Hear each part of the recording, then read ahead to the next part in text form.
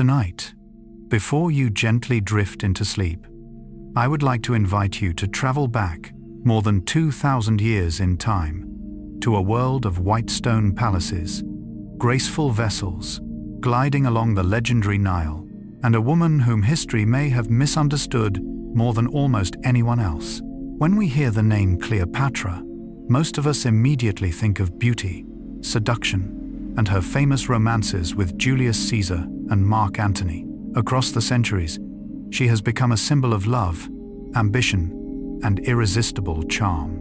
But was that truly who Cleopatra was? Or was it merely a mask that history placed upon her? Carl Gustav Jung once suggested that human beings are often concealed beneath their personas, the images that society wishes to see, rather than the deeper truth that lives within. And perhaps no historical figure illustrates this more clearly than Cleopatra. For behind the romantic legends stood an exceptionally intelligent queen, a gifted diplomat, and a woman who carried upon her shoulders the fate of an entire civilization standing at the edge of disappearance. She was not merely fighting to preserve her throne. She was fighting to preserve Egypt, one of the greatest civilizations in human history, against the ever-growing power of Rome. On tonight's journey, we will explore 100 fascinating facts about the reign of Cleopatra. Together, we will walk through the magnificent halls of Alexandria, meet the most powerful Roman generals of the age, witness political intrigues, imperial dreams, and the tragedies that forever altered the course of world history. Yet, this is more than a historical story. It is also a journey into the depths of the human mind. For within Cleopatra's life, we can recognize longings that remain familiar even today. The longing to be acknowledged, the fear of loss, the struggle between power and love, between personal destiny and the great tides of history. If you enjoy thoughtful historical stories told in a gentle bedtime style, please remember to subscribe to the channel and turn on notifications. Each week, we will journey together through ancient civilizations, the mysteries of Carl Jung's psychology, and the stories that have shaped the world in which we live. And now, take a slow, unhurried breath. Allow your body to relax, and let the quiet whisper of history carry you back to Alexandria, where the story of Cleopatra begins. Cleopatra, the most misunderstood woman in history. Tonight, as the sounds of the modern world gradually fade into the distance, allow your imagination to carry us back more than 2,000 years to a land where the Nile River still flowed quietly through golden deserts, where colossal temples reflected the sunlight of the southern sky, and where a woman was preparing to step into history in a way that no one could have imagined. Her name was Cleopatra. For centuries, that name has appeared in countless books, paintings, plays, and films. People tell stories of her beauty. They tell stories of her relationships with Julius Caesar and Mark Antony. They tell stories of a seductive queen who possessed the power to make the most powerful men in the world kneel before her.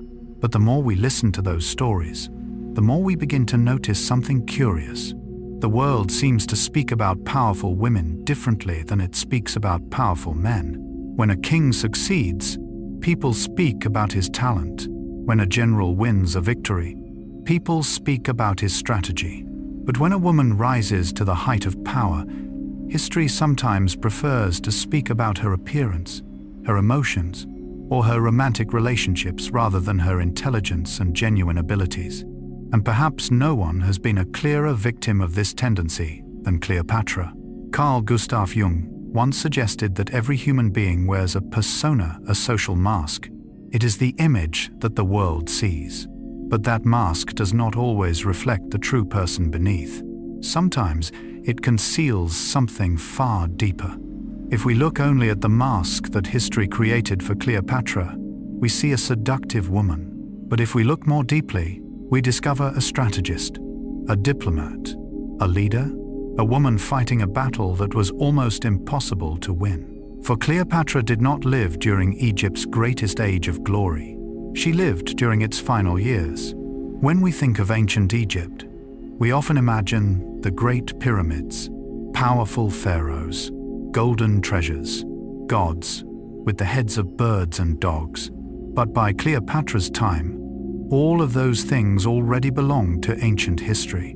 Even for the Egyptians themselves, the pyramids were already so old that they resembled ancient ruins much as they do to us today.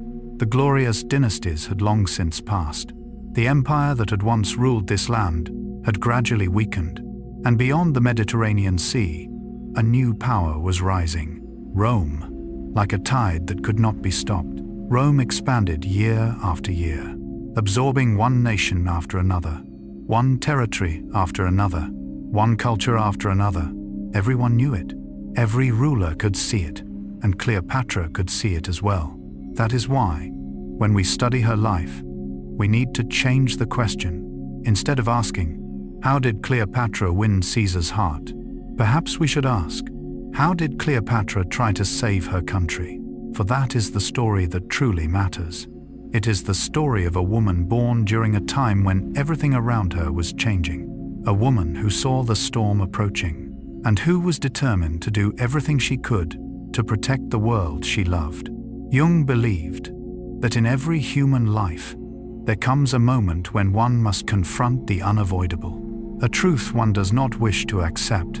Some people turn away and run, some surrender, but others choose to stand their ground, even when they know they may fail. Cleopatra seems to have belonged to the third group. What made her remarkable was not that she always won. It was that she continued to fight even as the odds of victory grew smaller and smaller. If you looked at a map of the ancient world at that moment, you would see Egypt like a final island surrounded by the rising sea of Roman power. To the west lay lands that had already fallen under Roman influence. To the north stood Rome's allies. Even Egypt's internal decisions were increasingly shaped by Roman politicians. The kingdom remained wealthy, still magnificent, yet its foundations had begun to tremble. And that was the world Cleopatra inherited. Not an empire on the rise, but a civilization struggling to survive. Perhaps that is why her life carries so many shades of tragedy. For the greatest tragedy is not the loss of power. It is watching the world you love slowly disappear. In Jungian psychology, there is a fascinating archetype that might be called the last guardian. This is the figure who stands between the past and the future, between what is fading away and what is coming into being. They know they cannot completely stop history, yet they still try to slow it. They still try to protect what can be protected. They still try to preserve a fragment of light before darkness descends. The more we learn about Cleopatra, the more she resembles that archetype. For she was not merely protecting a throne, she was protecting an entire civilization. A civilization that had endured for nearly 3,000 years. A civilization that had built monuments that astonished the world. A civilization that once believed the gods walked among human beings. And now, all of it stood at the threshold of an ending. Yet strangely, history often remembers the ending more than the struggle. People remember Cleopatra's death. People remember the love stories. People remember the romantic legends, while forgetting that before all of those things came decades of intense political struggle, carefully calculated diplomatic decisions, negotiations capable of altering the fate of millions. And perhaps that is precisely why we need to retell this story. Not to turn Cleopatra into a myth, but to understand her, not as a symbol, but as a human being, an intelligent human being, a courageous one, ambitious, flawed, and deeply realistic. A person trying to find a path through forces much larger than herself. In the next chapter, we will explore an even more surprising truth. Cleopatra did not live during the age of the pyramids, as many people imagine. In fact, she lived closer to our own time than to the era in which the Great Pyramid of Giza was built, and the Egypt she ruled was entirely different from the familiar ancient image most of us carry in our minds. Perhaps the most fascinating thing about history is not what it tells us, but what it leaves out. Sometimes a story is repeated so many times that it gradually replaces the truth. It becomes familiar, easy to remember, easy to pass on. But for that very reason, the most important details often become hidden. The story of Cleopatra is a perfect example. Imagine that 2,000 years after your death, most of the world no longer remembered the work to which you devoted your entire life, no longer remembered the difficult decisions you had to make, no longer remembered the sacrifices you accepted. Instead, they remembered only a few small aspects of your life. Perhaps that is exactly what happened to Cleopatra, because if we look at the records left by people who lived much closer to her time, we find a very different picture. Many ancient historians did not describe Cleopatra as the most beautiful woman in the world. Some sources even suggest that her physical beauty was not her most remarkable feature. What people remembered was her presence, her intelligence, her voice, her ability to make everyone around her focus completely on a conversation. The historian Plutarch wrote that Cleopatra's charm did not lie merely in her appearance, but in the power of her character and intellect. That is a remarkably important detail, because it suggests that from the very beginning, those who encountered her or studied her recognized something far beyond beauty. Yet over time, popular history chose the easier story to remember. A beautiful queen is an appealing narrative. A political genius is far more complicated. And so, the myth gradually replaced the real person. Carl Jung believed that the human mind is naturally drawn to simple symbols. They help us understand the world more quickly. But sometimes, those symbols also prevent us from seeing the truth. When we think of Cleopatra only as a symbol of seduction, we fail to see the woman struggling to prevent her country from being swallowed by a rising superpower. We fail to see the long nights filled with anxiety, the tense negotiations, the decisions capable of changing the destiny of an entire people. Instead, we see a legend. But real history is often far more complex than legend, and far more moving. For if there is one thing that makes Cleopatra's life extraordinary, it is the moment in history in which she appeared.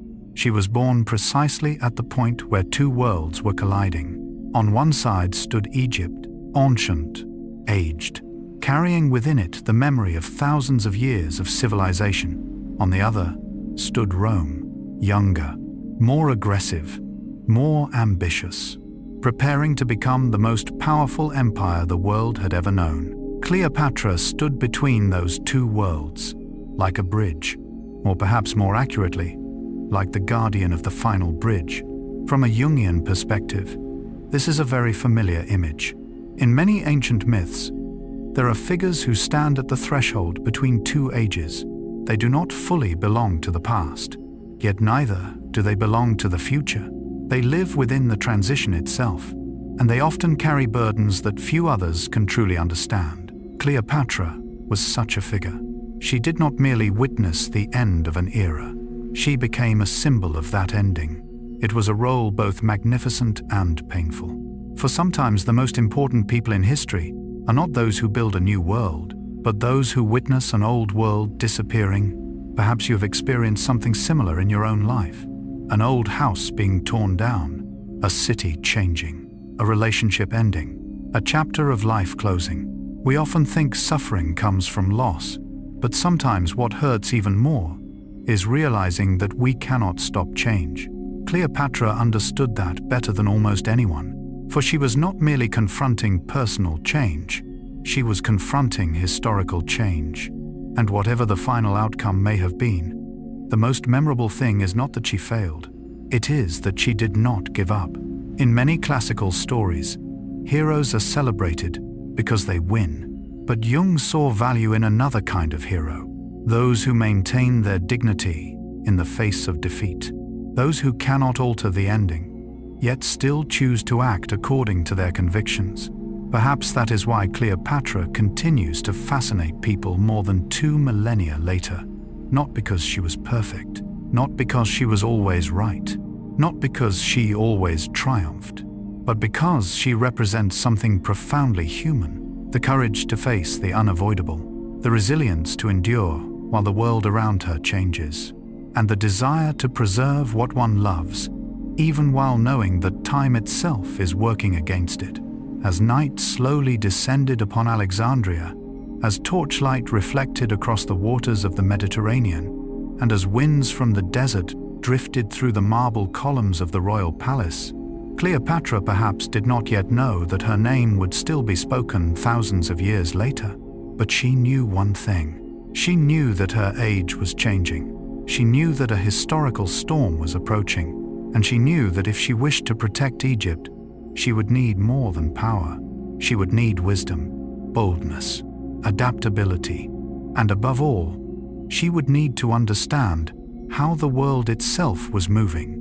But before we can understand that, we must first explore a surprising truth.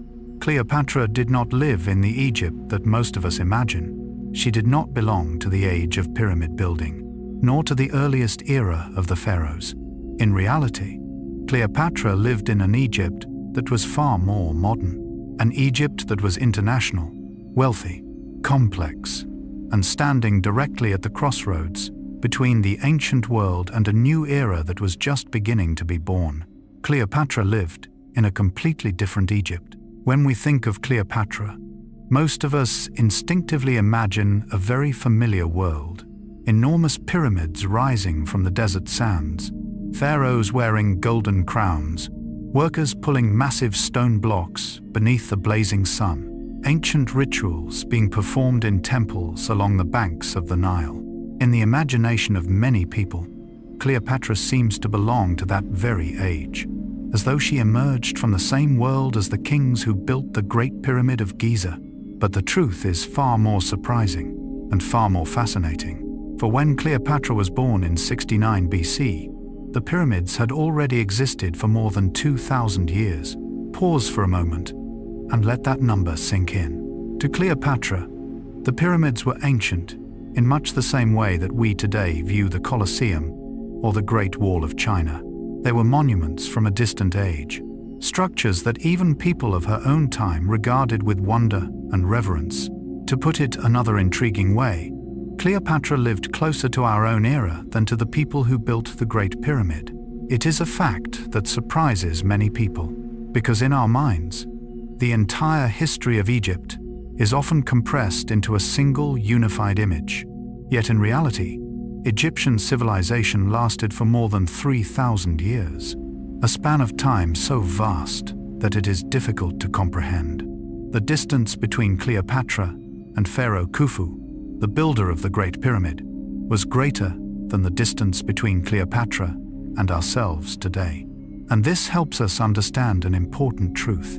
Cleopatra did not live in the ancient Egypt we often imagine. She lived in an entirely different Egypt, an international Egypt, an Egypt that was modern by the standards of the ancient world, an Egypt standing at the crossroads of many cultures. When night fell over the city of Alexandria, where Cleopatra grew up, one could hear many different languages echoing through the streets: Greek, Egyptian, Latin, Hebrew, Syriac, Persian. Merchants from across the Mediterranean brought with them goods, ideas, and stories from distant lands. Ships arrived in the harbor each day. Philosophers debated in public squares. Scholars studied astronomy, mathematics, and medicine. This was not an isolated world. It was one of the earliest centers of globalization in human history. If Rome was the rising political heart of the ancient world, then Alexandria was its mind, and Cleopatra was raised within that environment. Carl Gustav Jung believed that human beings do not mature in isolation. We are shaped by the environments in which we live, by the stories we hear, by the symbols and cultures that surround us. In that sense, Alexandria became an invisible teacher to Cleopatra. Every day, the city taught her about the world. It taught her that power does not come only from armies. It also comes from knowledge, from the ability to understand others, from seeing connections that others fail to recognize. Perhaps that is why Cleopatra later became such an exceptional diplomat. From childhood, she lived in a world where cultures met each other every single day, a world in which understanding others was not a choice. It was a condition of survival. Interestingly, Alexandria also possessed what many considered to be the greatest treasure of knowledge in the ancient world, the Library of Alexandria. Although most of the library has vanished into history today, its reputation still echoed across the world during Cleopatra's lifetime. Scholars from many nations traveled there to study, to copy manuscripts, to exchange ideas, to seek knowledge. There were scrolls devoted to mathematics, astronomy, geography, philosophy, medicine, history, nearly every field of learning that humanity at the time could explore. Imagine a young girl growing up in such a city, surrounded every day by intellectual debates, by encounters between great thinkers, by ideas arriving from every corner of the known world. This was not the environment of a princess concerned only with luxury. It was an environment capable of shaping a leader, someone who understood that the world was far larger than the walls of a palace. And perhaps it was here, among the bustling streets of Alexandria, that Cleopatra began to develop the quality that would later help her survive in an age of upheaval: the ability to see the world as a whole, not as separate nations, but as a complex network of relationships, a remarkably modern way of thinking, a perspective that many rulers of her time had not yet developed. Yet the more we understand Alexandria, the more we realize that Cleopatra was not merely living in a wealthy city. She was living at the meeting point of two eras. One age was ending, and a new age was taking shape. Like standing on a shoreline at sunset, the daylight is still present, yet darkness has already begun to appear on the horizon. Egypt remained prosperous, but Rome was growing stronger with each passing day. The old values still survived, but a new order was gradually replacing them. And at the center of that transition stood Cleopatra, a young woman preparing to enter one of the most important chapters in human history. But to understand why she was able to adapt to such a rapidly changing world, we must look more deeply into her true origins. For the next surprising truth is that Cleopatra was not Egyptian in the way many people imagine. She was the descendant of a Greek dynasty that had ruled Egypt for generations, and the way she would reconcile those two identities would become the foundation of her extraordinary political power. There is something very unusual about periods of historical transition. The people living through them often do not realize they are standing between two worlds. They still wake up every morning. They still work. They still love. They still worry about the future. All while the great currents of history are quietly shifting beneath their feet. Cleopatra was born into such an age. It was no longer the Egypt of the ancient pharaohs. Yet it was not fully the Roman world either. It was a land existing between two eras, and it was precisely this intersection that shaped the woman we know today. When we look back on history, we are often drawn to moments of dramatic change, battles, revolutions, days when everything changes suddenly. Yet Jung believed that the deepest transformations usually happen in silence, like a tree growing day by day without anyone noticing, like dawn slowly emerging before the sun appears. The transformation of the ancient world unfolded in much the same way, and Alexandria was perhaps the place where it could be felt most clearly. Imagine standing on a balcony overlooking the harbor of Alexandria on a quiet afternoon. Ships from Greece arrive at the docks. Merchants from Syria bring their goods. Diplomats from Rome come to negotiate. Scholars from distant lands exchange ideas. The scent of Eastern spices mingles with the voices of many peoples.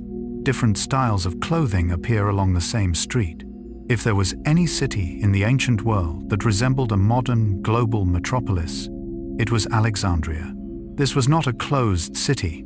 It was a place where civilizations met, and whenever civilizations meet, new ideas are born. Carl Jung believed that psychological growth occurs when we encounter what is different, when we face new perspectives, when we move beyond the familiar boundaries of ourselves.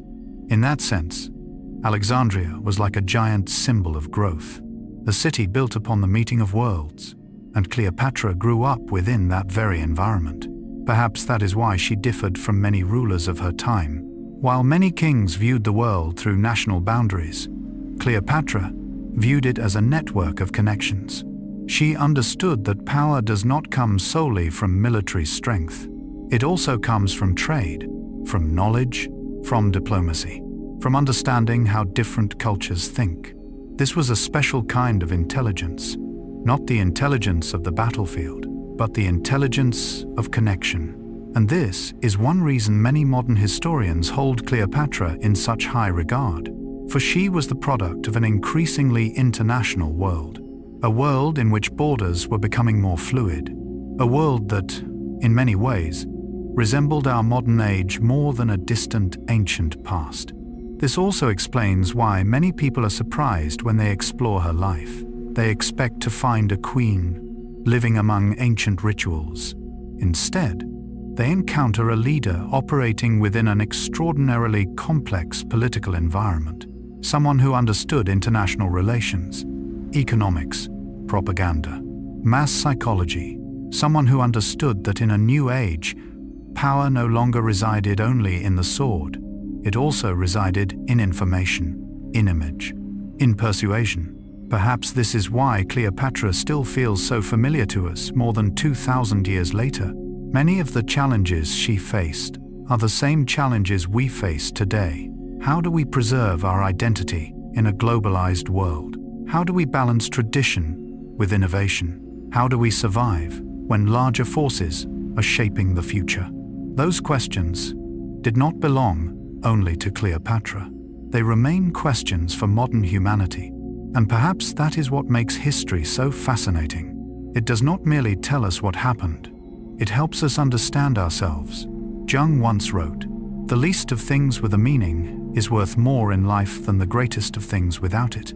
Perhaps the greatest value in studying Cleopatra does not lie in the dates or the events themselves, but in recognizing how one human being responds when the world around her changes, how she adapts, how she learns, how she searches for opportunities amid uncertainty, and how she prepares for the storms of history that are drawing near. For no matter how wealthy Alexandria was, no matter how crowded its harbors became, no matter how much knowledge filled its library, one reality was becoming increasingly clear. Rome was growing stronger. With every passing year, Roman influence spread further. Nations that had once been independent gradually became allies, client states, or provinces of Rome. Egypt remained wealthy, but its independence was becoming increasingly fragile, like a lamp that still shines brightly while sensing the approach of a powerful wind. And it was within this setting that Cleopatra entered adulthood.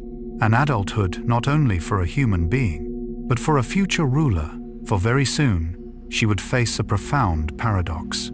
The blood flowing through her veins was not entirely Egyptian. Her family actually originated from Macedonian Greek ancestry, yet her destiny was inseparably bound to the land of the Nile. And the way Cleopatra resolved that paradox would become the foundation of all her future power.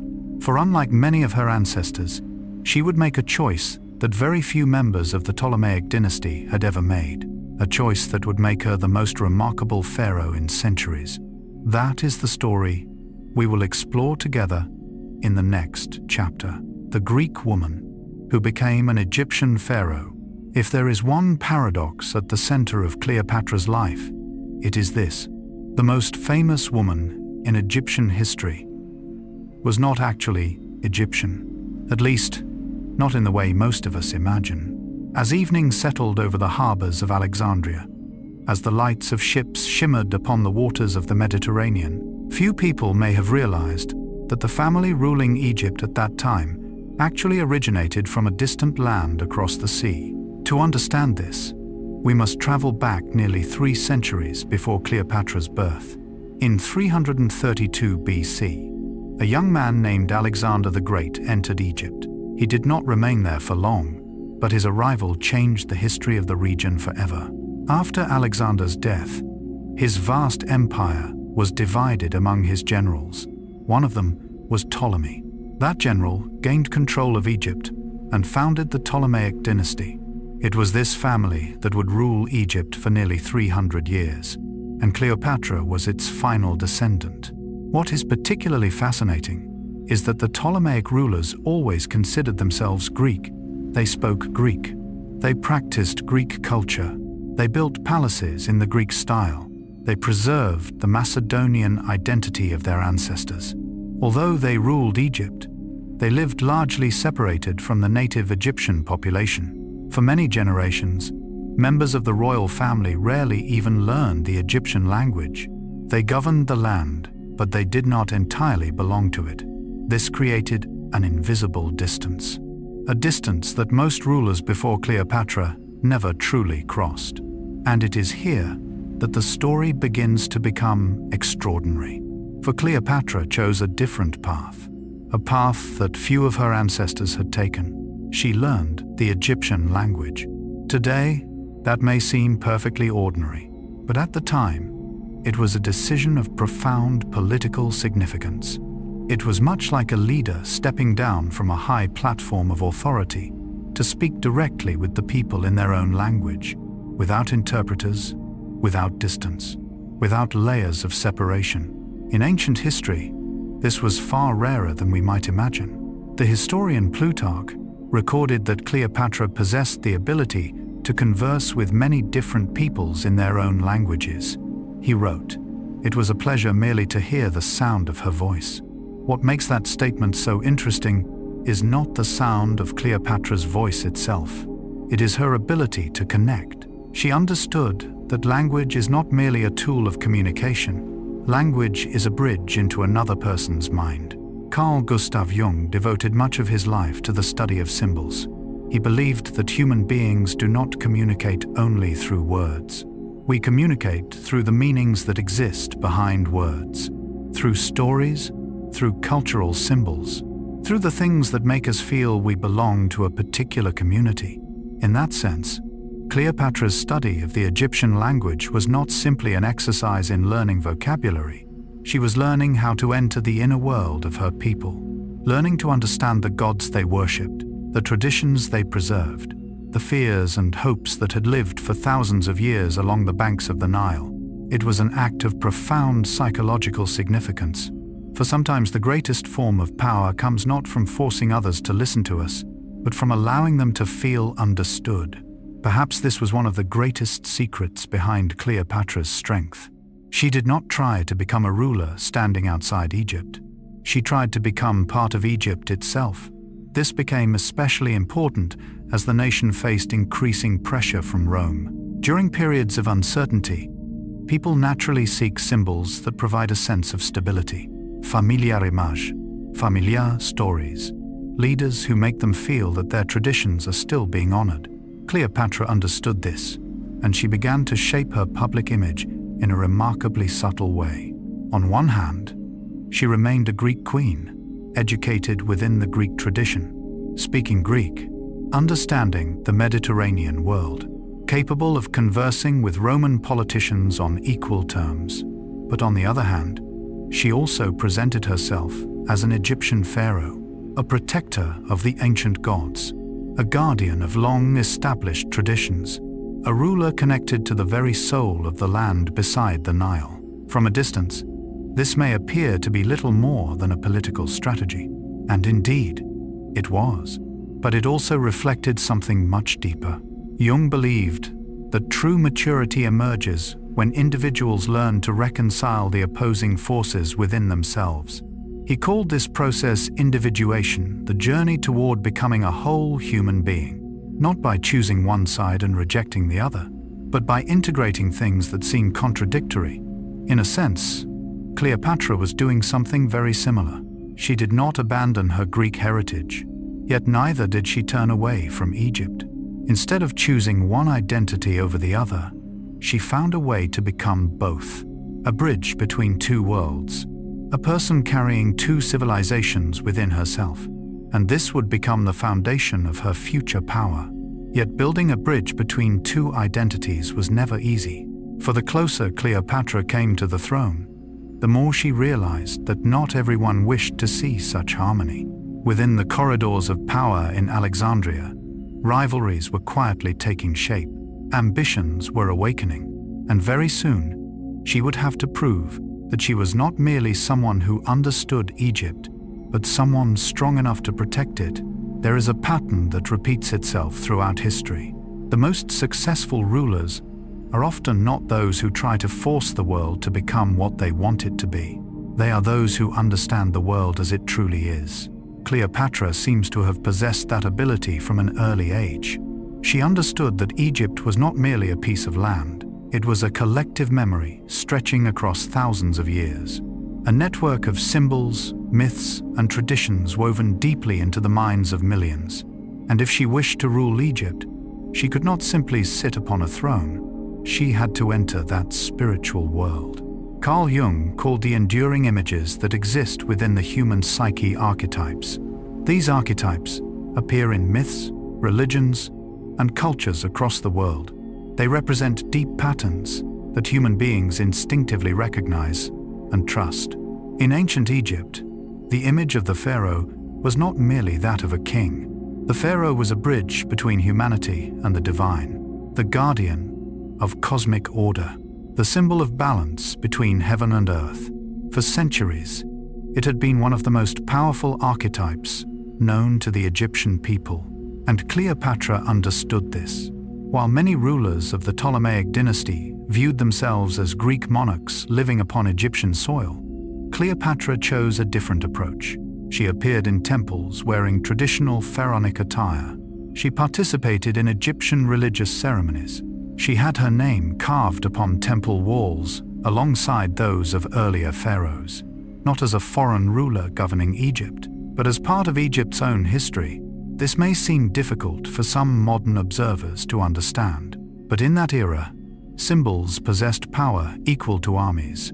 For human beings do not follow power alone, they follow what they believe in. And belief is often built upon stories, upon familiar image, upon the feeling that a leader genuinely belongs to their community. Jung once wrote, "People will do anything, no matter how absurd, to avoid facing their own souls." It is a statement about individual psychology, but it also reflects a larger truth, that human beings are constantly searching for meaning, constantly searching for symbols that help them understand their place in the world. Cleopatra did not rule solely through laws. She ruled through meaning, through her ability to allow people to see in her a familiar image, a protector of ancient order, a guardian of Egypt's spirit. Yet what made this strategy truly brilliant was that she never abandoned the rest of who she was. She did not transform herself entirely into an Egyptian pharaoh. She retained her ability to operate within the Hellenistic world. She maintained international relationships. She understood the thinking of Roman politicians. She could enter negotiations with the most powerful figures of the Mediterranean. And here lies the difference. Cleopatra did not choose a single identity. She learned how to live with many identities, viewed through a Jungian lens. This is a sign of psychological maturity. For an immature mind tends to see the world through simple choices, either this or that, either black or white. But a mature soul understands that life is often more complex. That two seemingly opposing truths can sometimes coexist. Cleopatra was Greek, and she was also an Egyptian pharaoh. She was a thinker and a politician, a scholar and a strategist. It was her ability to reconcile these opposites that became her strength. In many ways, this makes Cleopatra astonishingly modern. Today, we often speak about adaptability, the ability to work within multicultural environments, the ability to connect different groups of people. Yet Cleopatra was practicing these skills more than 2,000 years ago, not because it was fashionable, but because the survival of her country depended upon it. For the world she was entering was becoming increasingly complex. Rome was expanding. Alliances shifted constantly. Power struggles unfolded everywhere. A leader who understood only one world would struggle to survive. But a leader who understood many worlds possessed a greater chance. Perhaps this is what set Cleopatra apart from most of her contemporaries. She did not merely see Egypt. She saw the entire Mediterranean chessboard. She understood that Alexandria's future was connected to Rome, that decisions made in Upper Egypt could be influenced by debates within the Roman Senate, that the fate of a nation could no longer be determined solely within its own borders. That was a tremendous realization, and also a tremendous burden, for the more clearly one understands the world, the more clearly one sees the dangers approaching. Cleopatra knew that time was not on her side. She knew that Rome was becoming stronger.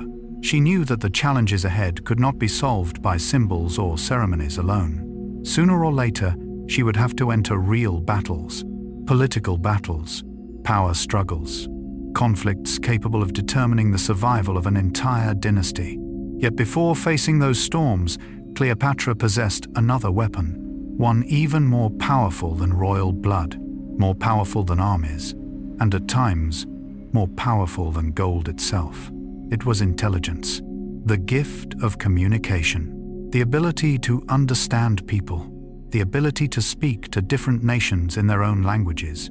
In a world that was becoming increasingly connected, this would become one of her greatest sources of strength. And it is the subject of our next chapter, language, Cleopatra's weapon of power. Throughout history, when we think of power, we often imagine mighty armies, gleaming swords, warships covering the seas, massive fortress walls, treasuries overflowing with gold and silver. Yet sometimes, the greatest power does not reside in things that can be seen. It resides in the invisible, an idea, a story, a single spoken word, or simply the ability to make others listen. As night descended upon Alexandria and the lamps began to shimmer across the harbor waters, Cleopatra perhaps understood this more clearly than any ruler of her age. For while many kings built their power through armies, she possessed a different kind of strength, the power of language. Today, we live in a world where speaking multiple languages is regarded as admirable. But in the ancient world, it was almost a superpower, especially for a head of state. The historian Plutarch recorded that Cleopatra could communicate with many different peoples without the need for interpreters. He wrote, "She could readily turn her tongue, like an instrument with many strings, to whatever language she pleased. It is a beautiful image, a many-stringed instrument, not a weapon, not a crown, not an army, but an instrument." Perhaps that image reveals the most important truth about Cleopatra. She did not rule through power alone. She ruled through connection.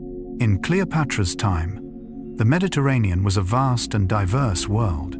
Greeks, Egyptians, Yeos, Syrians, Nubians, Arabs, to Romans. Each people carried its own language, its own mythology, its own beliefs, its own way of thinking. Most rulers depended upon layers of translators, intermediaries, advisors, but Cleopatra often needed none of these. She could speak directly, and sometimes, the ability to speak directly is more important than anything else. Carl Gustav Jung believed that the deepest element in human relationships is not the exchange of information, it is the feeling of being understood. Human beings long to be seen, to be heard, to be acknowledged. Language is the bridge that leads to that experience. When a ruler speaks in the language of her people, the message conveyed is not merely a collection of words. It is respect. It is closeness.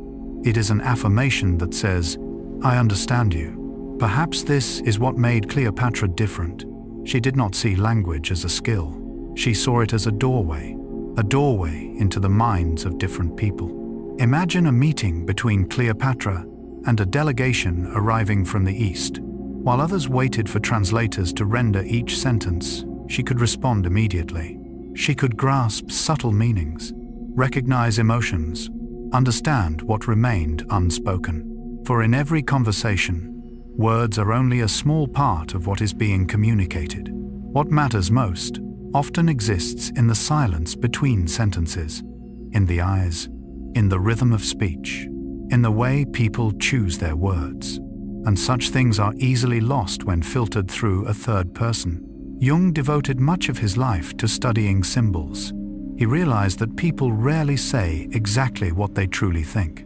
We speak through images, through stories, through deeper layers of meaning. A gifted leader does not merely hear words, they hear what lies behind the words, and Cleopatra seems to have possessed that ability. It helped make her an extraordinary diplomat, but even more than that, it made her an exceptionally perceptive observer, someone who understood human psychology, someone capable of entering another person's world without making them feel threatened.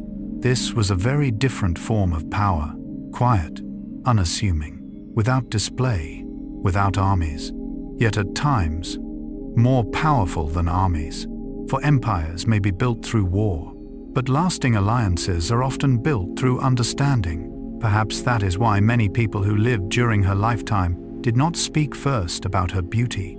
They spoke about her intelligence, her gift for conversation, the magnetism that emerged from her mind. In a world where most power rested in male hands, Cleopatra found her own path, not by trying to become a military commander, but by mastering something whose value few people fully recognized: the ability to connect human beings, the ability to help different people find common ground, the ability to transform conversation into an instrument of power. Yet this is only the beginning of the story.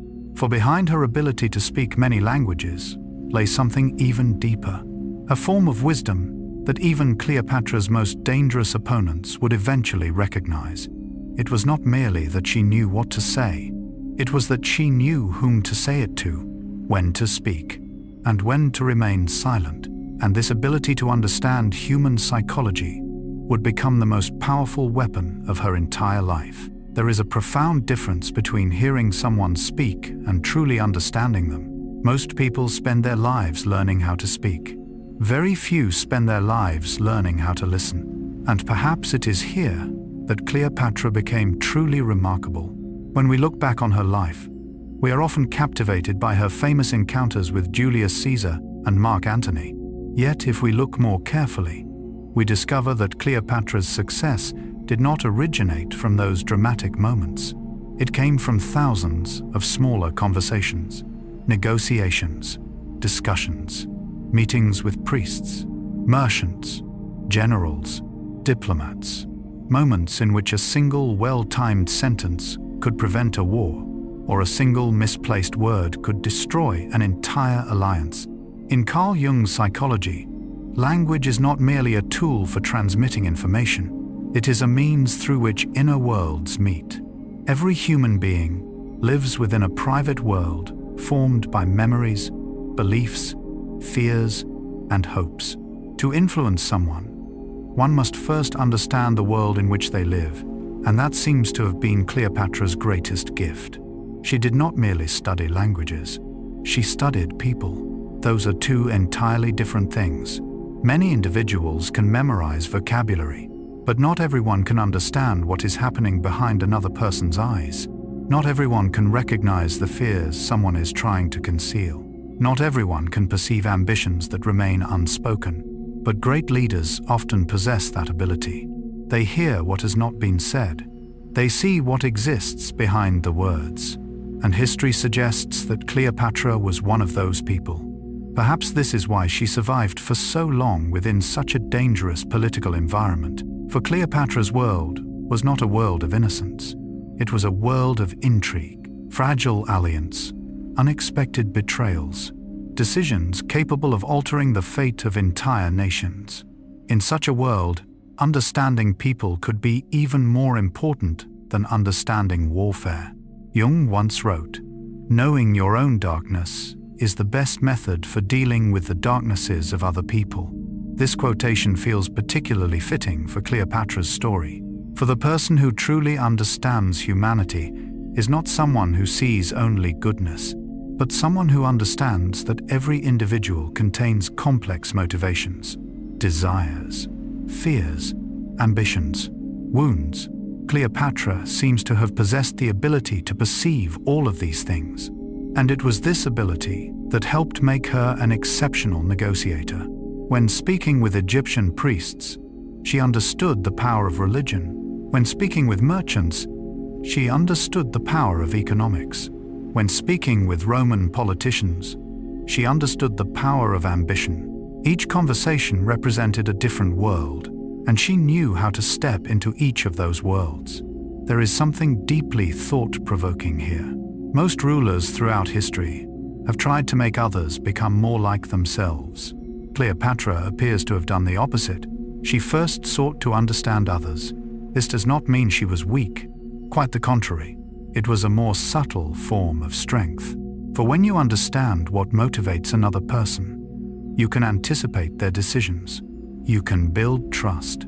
You can avoid unnecessary conflicts. And sometimes, you can change the outcome of an entire negotiation. This is a kind of power that leaves few visible traces in historical records.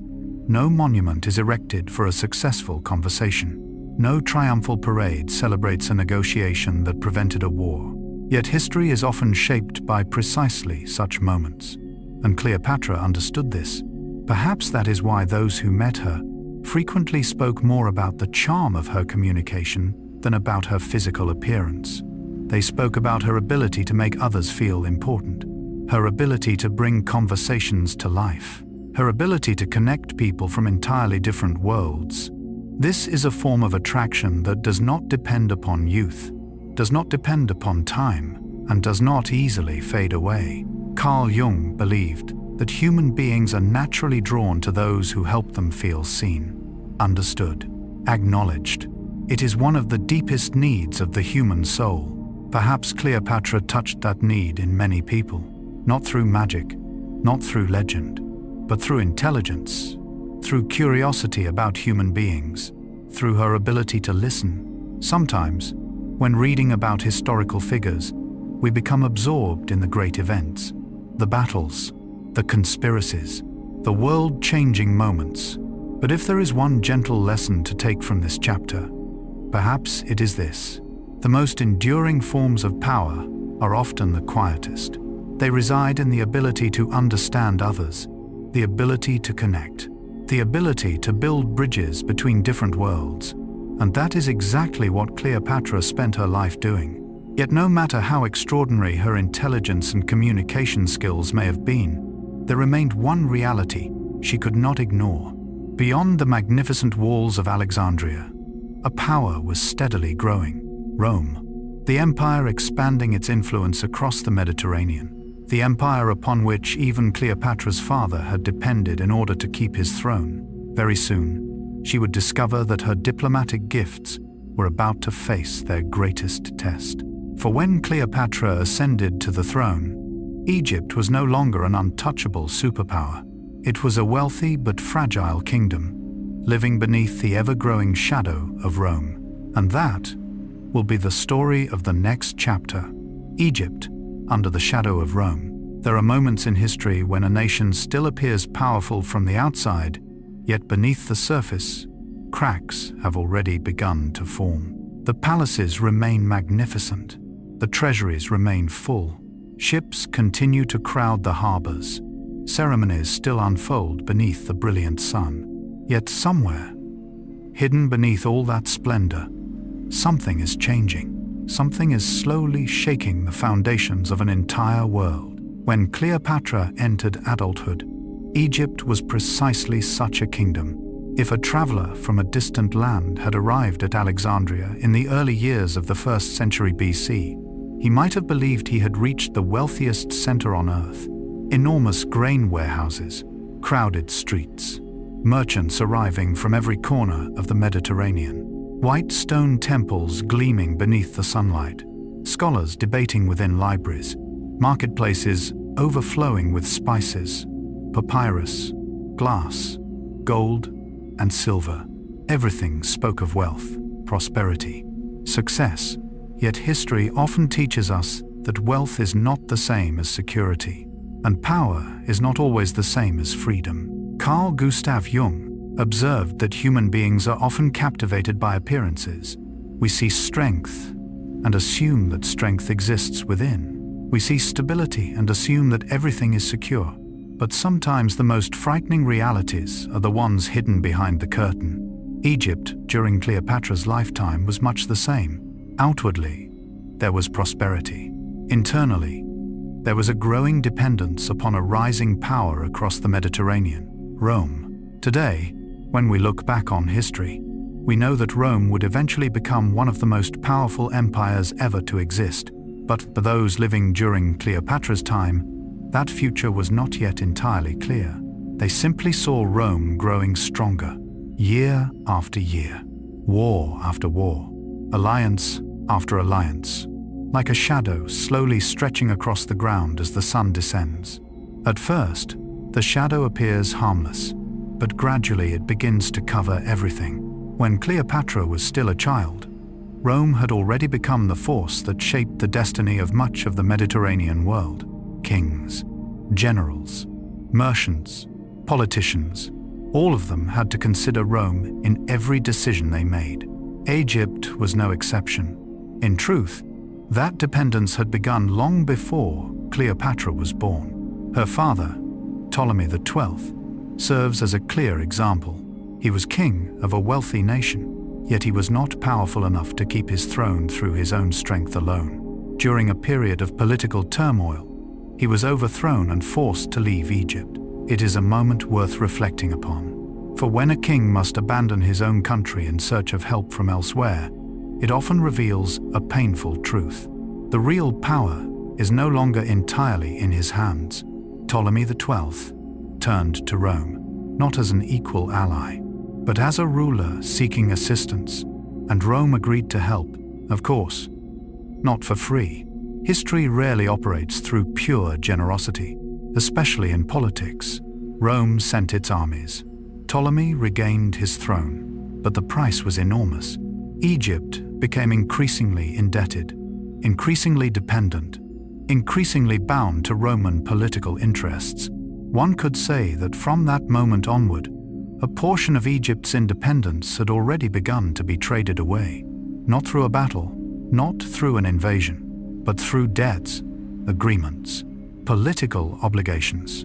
It is an ancient lesson, yet one that remains deeply relevant today.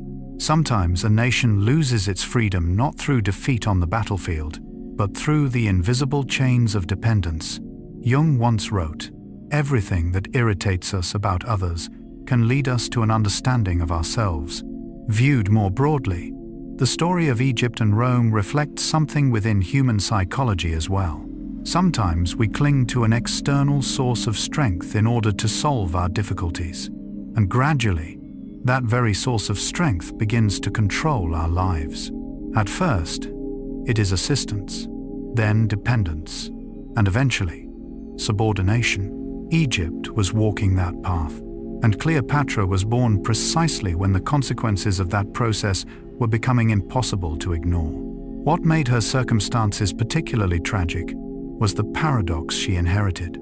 She received one of the wealthiest kingdoms in the world, yet also one of the most fragile, treasuries filled with gold, but politics filled with instability, fertile fields, but an uncertain future, a magnificent Alexandria, but on the horizon, the ever-growing shadow of Rome.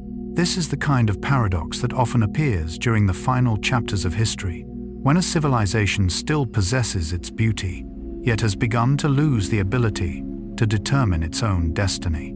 And it was within this unstable world that Cleopatra would soon learn a vital lesson, that holding a throne depends on more than talent. It depends upon the ability to survive among forces greater than oneself.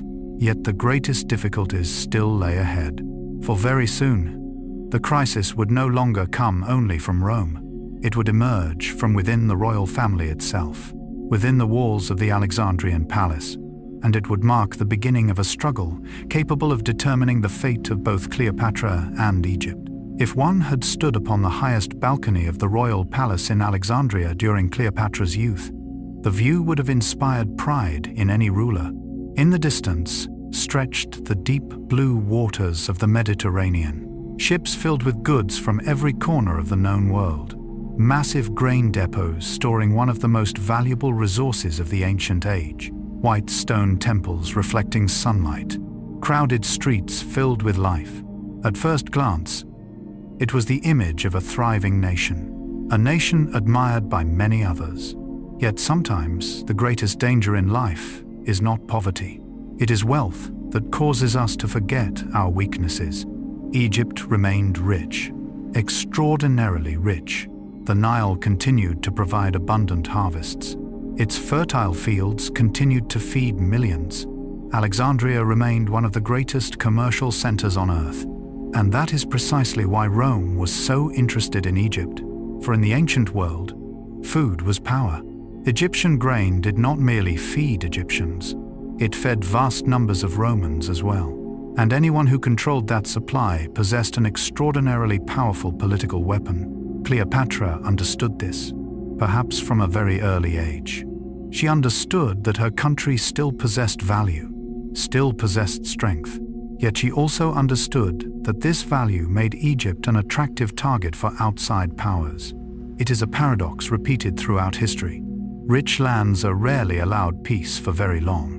Nations blessed with valuable resources often attract the attention of great powers, and Egypt stood precisely at that crossroads, between wealth and danger, between power and vulnerability.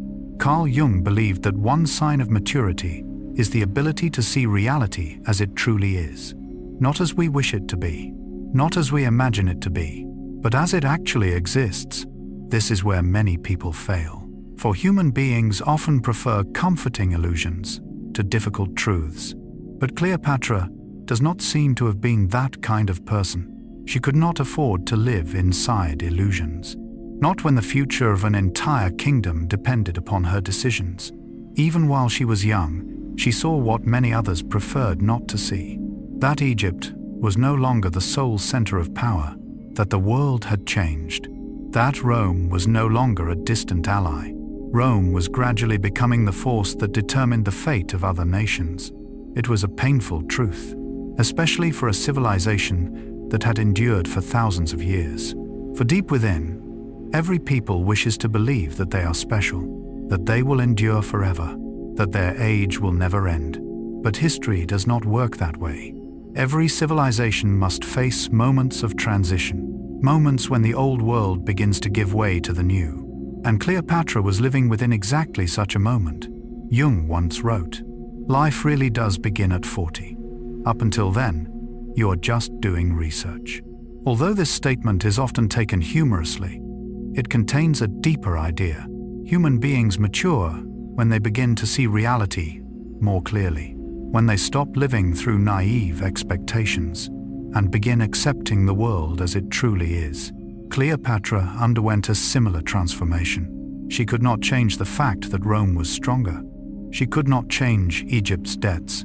She could not erase the mistakes of previous generations, but she could decide how to respond to those realities, and that decision would shape the entirety of her life. There is something deeply worth reflecting upon here. Many people later looked at Cleopatra's life and saw only stories of romance. But if we place ourselves in her position during those years, the first thing we would notice would not be love. It would be pressure. The pressure of a country slowly losing its independence, the pressure of a weakening dynasty, the pressure of protecting an ancient civilization while the tide of history grew stronger and stronger. It was a burden very few people her age would ever have carried, and it was that pressure that helped shape the woman history remembers. For sometimes, the most difficult periods are also the moments that create extraordinary leaders. Ordinary people may flourish during stability, but true leaders are often forged in crisis. Egypt beneath the shadow of Rome was exactly such an environment that forced Cleopatra to learn more quickly, to think more deeply, and to mature earlier than most. Yet the true challenges had not even begun, for while Rome was a threat from outside the kingdom, another danger was quietly taking shape within the royal palace itself, a danger far closer to home.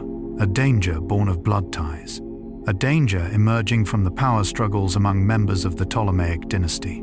Very soon, Cleopatra would discover that the most dangerous enemies are not always standing outside the city gates. Sometimes they are sitting within the very same palace, and the battle to protect her throne was about to begin. The royal civil war. There is a sad truth that repeats itself throughout the history of dynasties. Many kingdoms do not fall because of enemies from beyond their borders. They fall because of fractures that emerge from within. Powerful armies can resist invaders. Great walls can keep enemies at bay.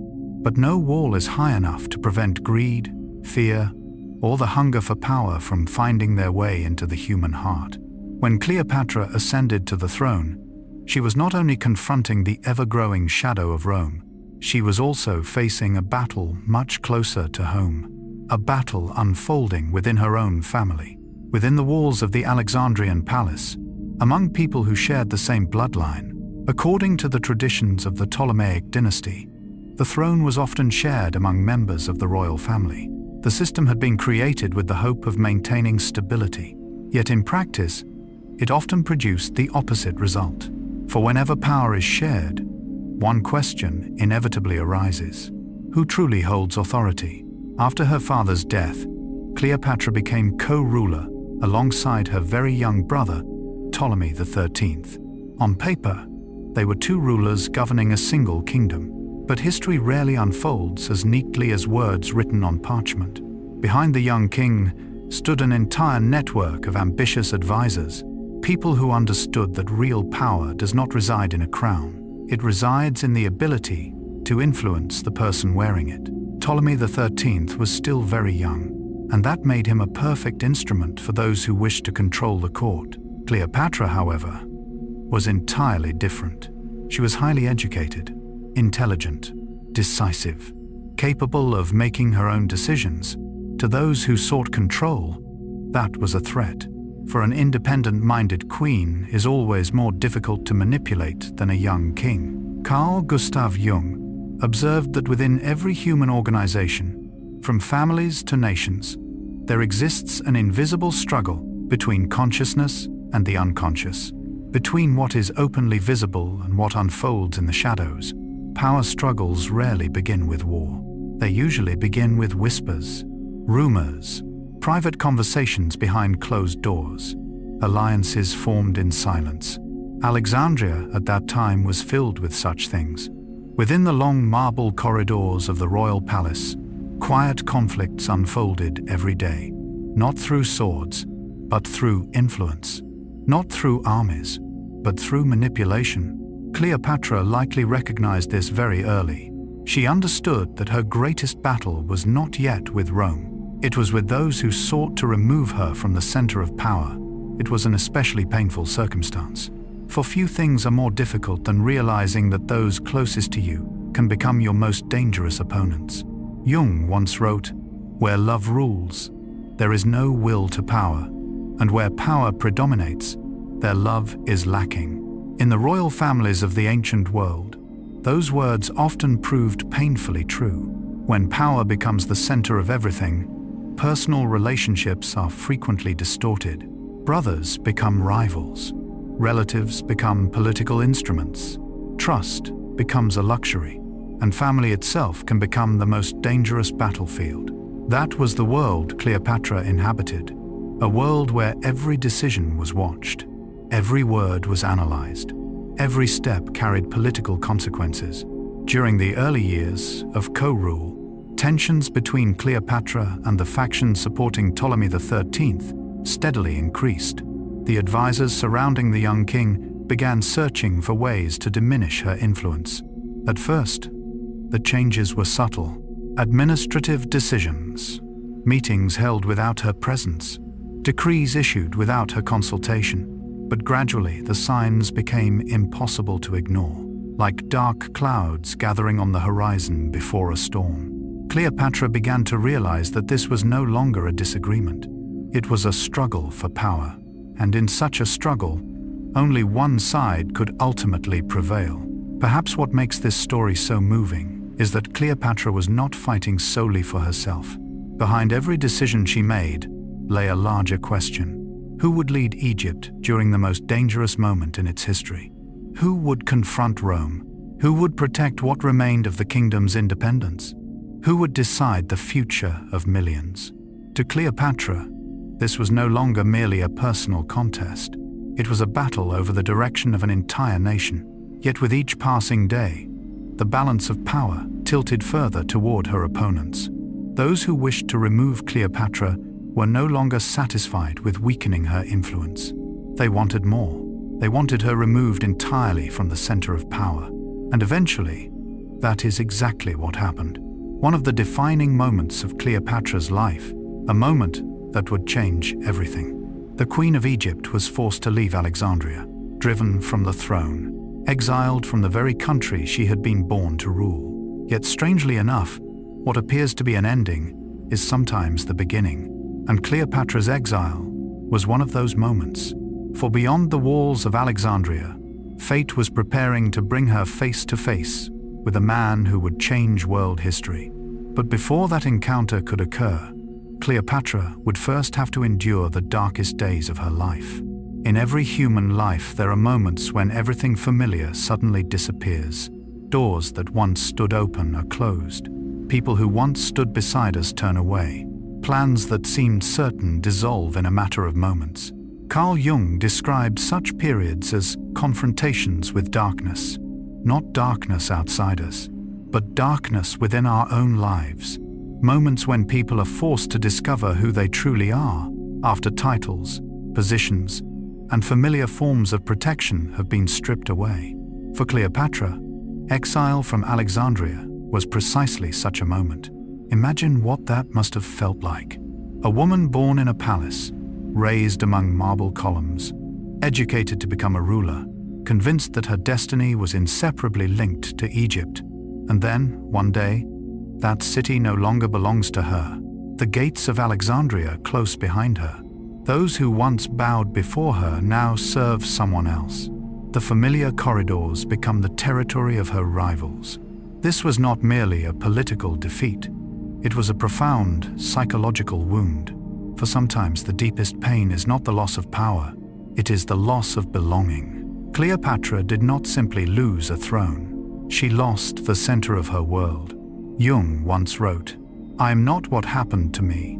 I am what I choose to become." Although this quotation is widely associated with Jung's work, its spirit seems to reflect Cleopatra's life during this period. For this was the moment when many people would have surrendered. Many would have accepted defeat. Many would have vanished from history altogether. But Cleopatra chose a different path. What made her remarkable was not that she never failed. It was that she knew how to respond to failure. While those in Alexandria believed they had eliminated her, Cleopatra was still thinking, still observing, still preparing. There is a fascinating truth in history that we often overlook. Periods of exile frequently shape great leaders. Not years of victory, but years of loss. For adversity forces people to discover strengths they never knew they possessed. For Cleopatra, her days beyond Alexandria may have served exactly that purpose. She no longer had the protection of a throne, no longer had the protection of royal ceremony, no longer had the protection of official authority. The only things she still possessed were her intelligence, her determination, and her faith in herself. Those would ultimately become the forces that shaped her destiny. Meanwhile, conditions inside Egypt continued to grow more dangerous. Ptolemy XIII and his advisors may have controlled the capital, but they could not solve the larger problems. Rome remained. The crisis remained. The divisions within the royal court remained. Removing Cleopatra did not eliminate those problems. It merely created another conflict. This is something history repeatedly demonstrates. People often believe that eliminating a rival will solve all their difficulties.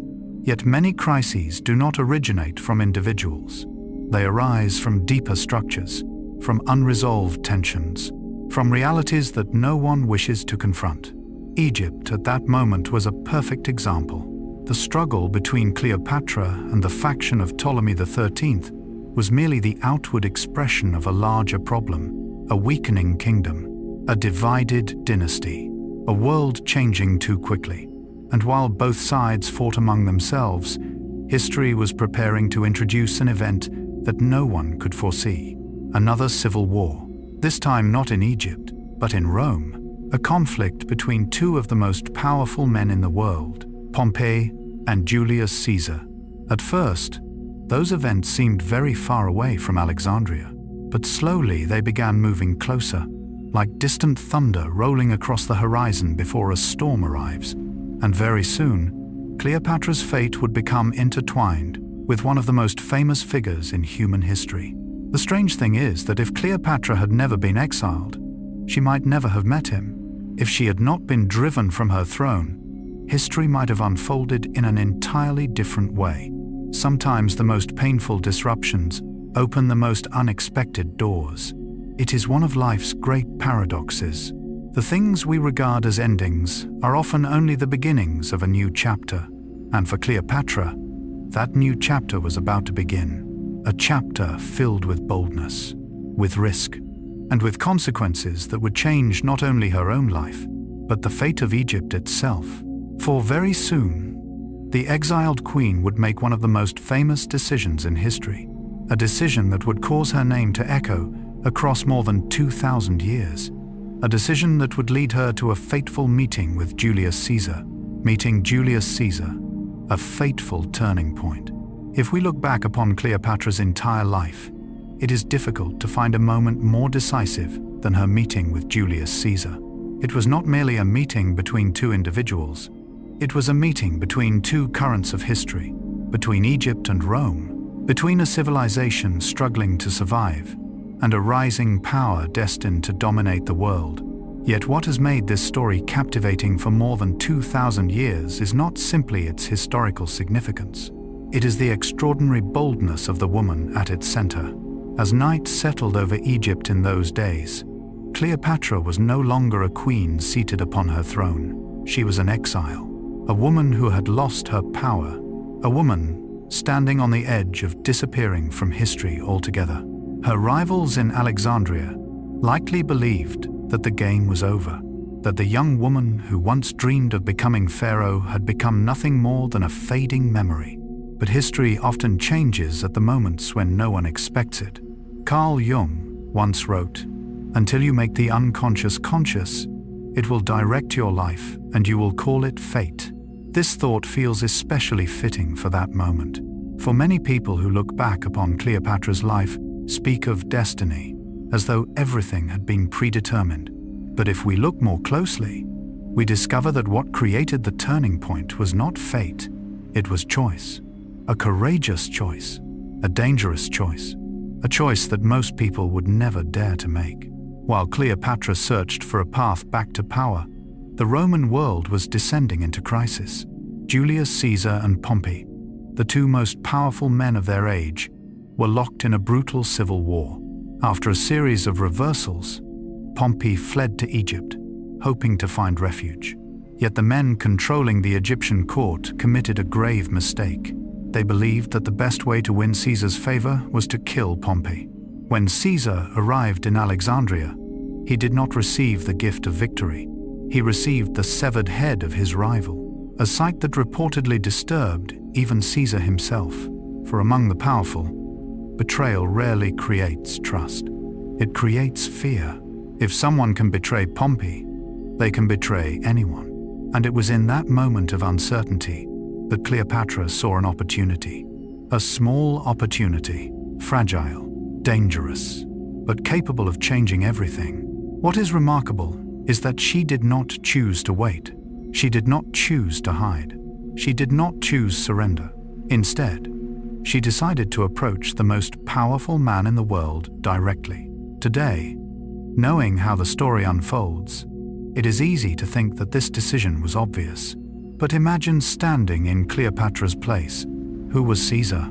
He was the general who had conquered Gaul, the man who had defeated countless rivals, the figure who had shaken the foundations of Rome itself, the man capable of determining the fate of nations with a single command. A meeting with Caesar was not simply a conversation, it was a gamble with the entire future. And if it failed, Cleopatra could lose everything. Yet sometimes it is in our most desperate moments that we discover the depth of our courage. Jung believed that true growth does not occur when life is comfortable. It occurs when we face what frightens us most, when we move toward uncertainty, when we embrace risk in pursuit of what we believe is right. That is exactly what Cleopatra was doing. And so one of the most famous stories in history began. According to ancient accounts, in order to avoid the watchful eyes of her enemies, Cleopatra was secretly brought into the palace where Caesar was staying. The popular story tells us that she was wrapped inside a carpet or a large sack and carried in as though she were merchandise. Whether later historians embellished the details or not, the most important part of the story is not the carpet. It is the decision. An exiled queen dared to walk directly into the center of the world's power, without an army, without fortresses, without official authority, armed only with her intelligence, her courage, and her faith in herself. It was a remarkable moment, not only in history, but in the psychological journey of a human being. For sometimes, life changes not when we are strongest, but when we have nothing left to rely upon except ourselves. When the door opened and Cleopatra appeared before Caesar, neither of them could have known that this meeting would alter the destiny of Egypt.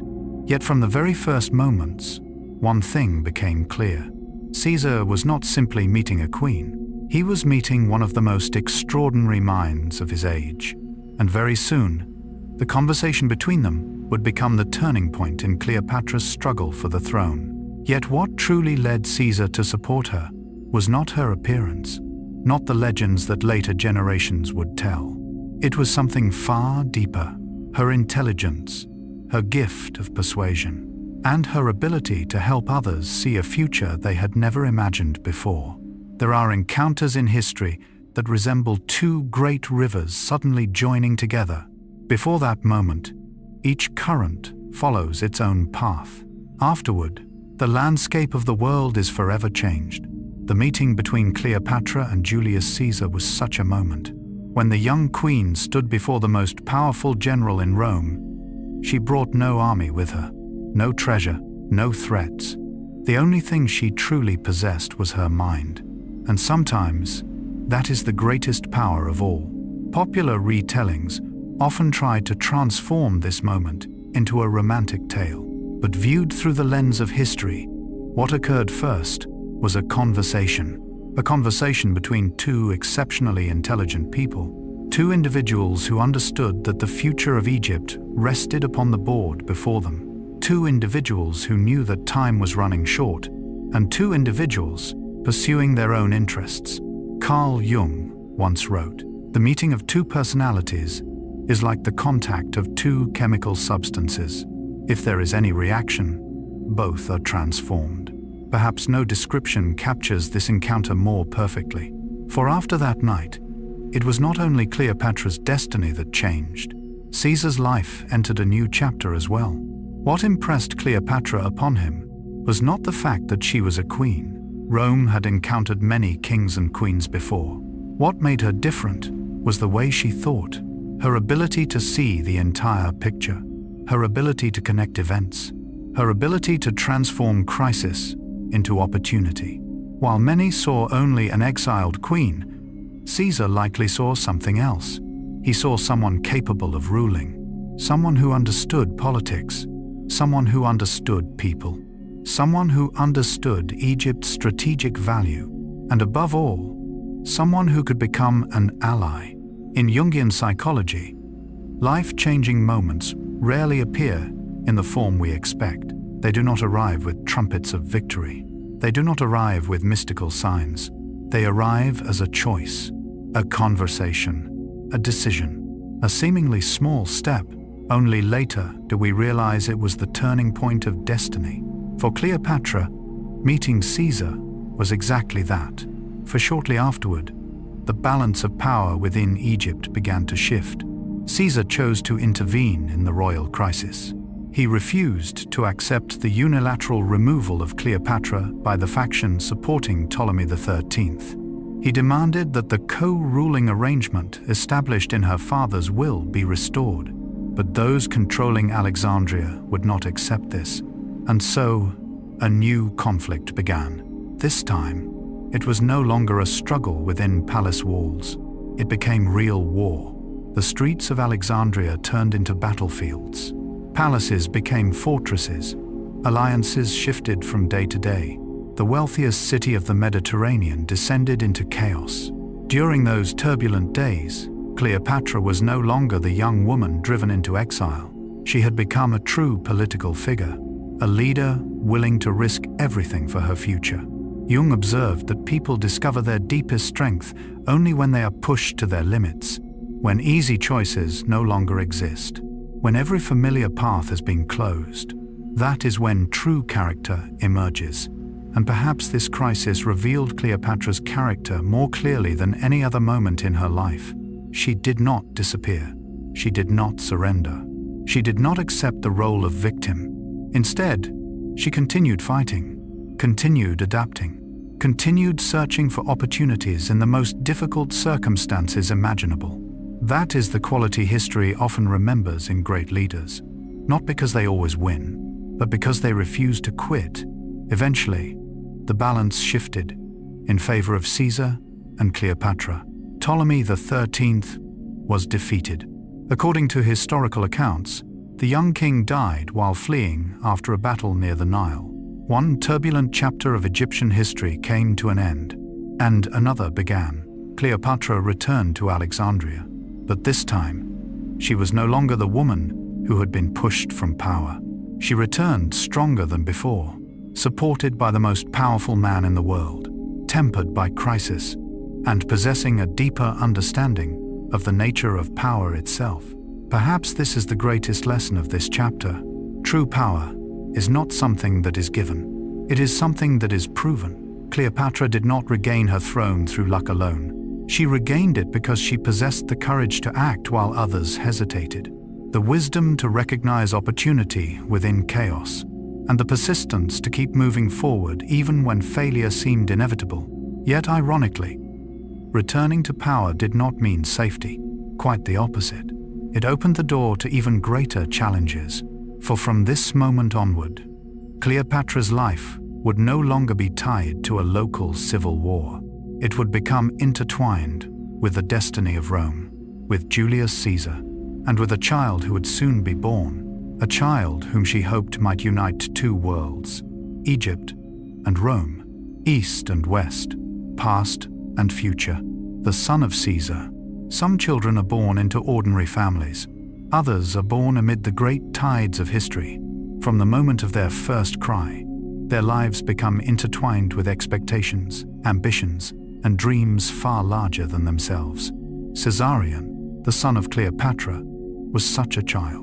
As evening settled over Alexandria and the lamps reflected upon the Mediterranean waters, Cleopatra may have often stood beside her son's cradle, gazing into his young face and imagining the future. Not merely the future of a child, but the future of a dynasty, a nation, perhaps even two civilizations. History often tells stories of kings and battles, yet sometimes humanity places its greatest hopes in the smallest things: a child, a new generation, a possibility not yet fully formed. For Cleopatra, Caesarion embodied that possibility. His full name was Ptolemy XV Caesar, but history remembers him by the name Caesarion, Little Caesar, a simple name carrying immense weight, for within those syllables lived a political statement, a dream, and a challenge. If Julius Caesar was the most powerful man in Rome, and Cleopatra the most powerful queen in Egypt, then Caesarion seemed destined to become a bridge between two worlds. At least, that was Cleopatra's hope. Carl Jung devoted many years to studying the image of the child in mythology and psychology. He regarded the child as a special archetype, not merely a symbol of beginnings, but a symbol of potential, of the future, of possibilities that have not yet happened but may one day emerge. In Symbols of Transformation, Jung suggested that the child archetype often appears as the symbol of a new possibility, struggling to be born within history or within the human soul. In that sense, Caesarion was not merely a child, he was a symbol of the future Cleopatra was trying to create. Imagine standing in her place. For years, Cleopatra had watched Egypt become increasingly dependent upon Rome. She had witnessed the weakening of the Ptolemaic Dynasty, seen political storms gathering on the horizon, watched the old world slowly fade away. And then, suddenly, a new possibility appeared. A child carrying both Egyptian and Roman blood. a child who might become a bridge rather than a battlefield. Perhaps that is why Caesarion meant so much to her. To many people, he was simply Caesar's son, but to Cleopatra, he was hope made flesh. Young once wrote, "The creation of something new is not accomplished by the intellect, but by the play instinct." When Cleopatra looked at Caesarion, she was not merely looking at the present, she was looking toward a new future. A future in which Egypt would not have to choose between survival and absorption. A future in which two worlds might coexist. Of course, history is never as simple as dreams. Yet dreams possess their own power, for they give people a reason to continue moving forward. In many ancient civilizations, royal children were not merely members of a family, they were political symbols, the continuation of power, a promise of stability. This was especially true for Caesarion. From a very young age, he became the focus of countless hopes. The people of Egypt saw in him the future of the dynasty. The priests saw in him a future king. Those loyal to Cleopatra saw in him a chance to preserve Egypt's independence. Yet here, a paradox began to emerge. For throughout history, the symbols that carry the greatest hope often carry the greatest danger as well. The more meaningful they become to some people, the more threatening they appear to others. Caesarion could not yet speak, could not yet walk, knew nothing of politics. Yet his very existence was enough to cause concern, especially in Rome. For if Caesarion were widely recognized as the son of Julius Caesar, many things could change.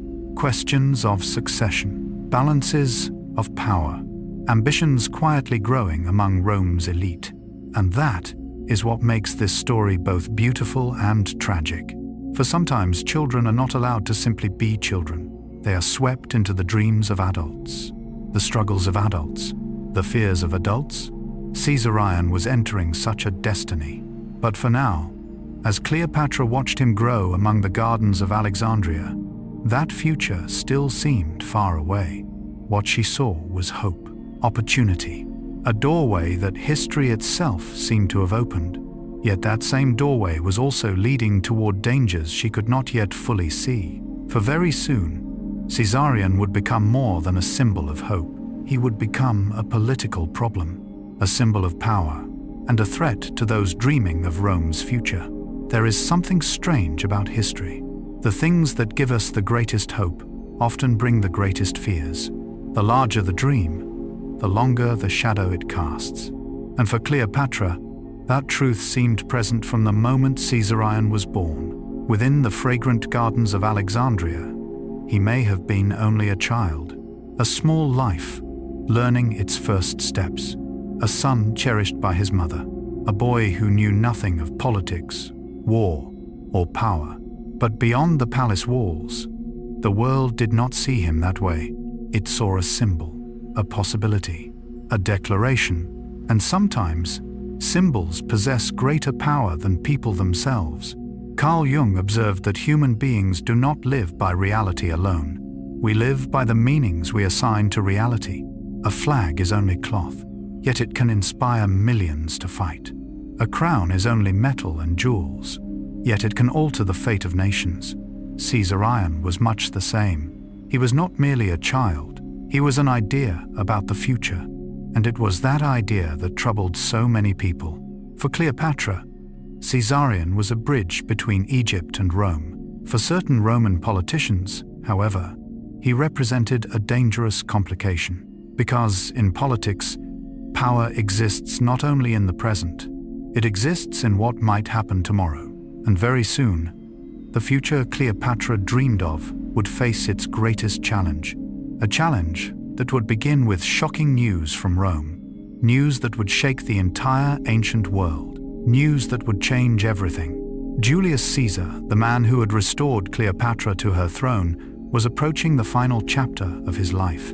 And after his death, Cleopatra would be forced to enter a new world, a new struggle, and a far more dangerous game of power, Queen of Alexandria.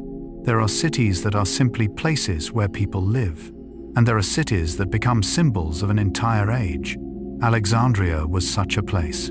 If Athens was the symbol of philosophy, and Rome the symbol of power, then Alexandria was the symbol of knowledge, commerce, and the far-reaching dreams of the ancient world.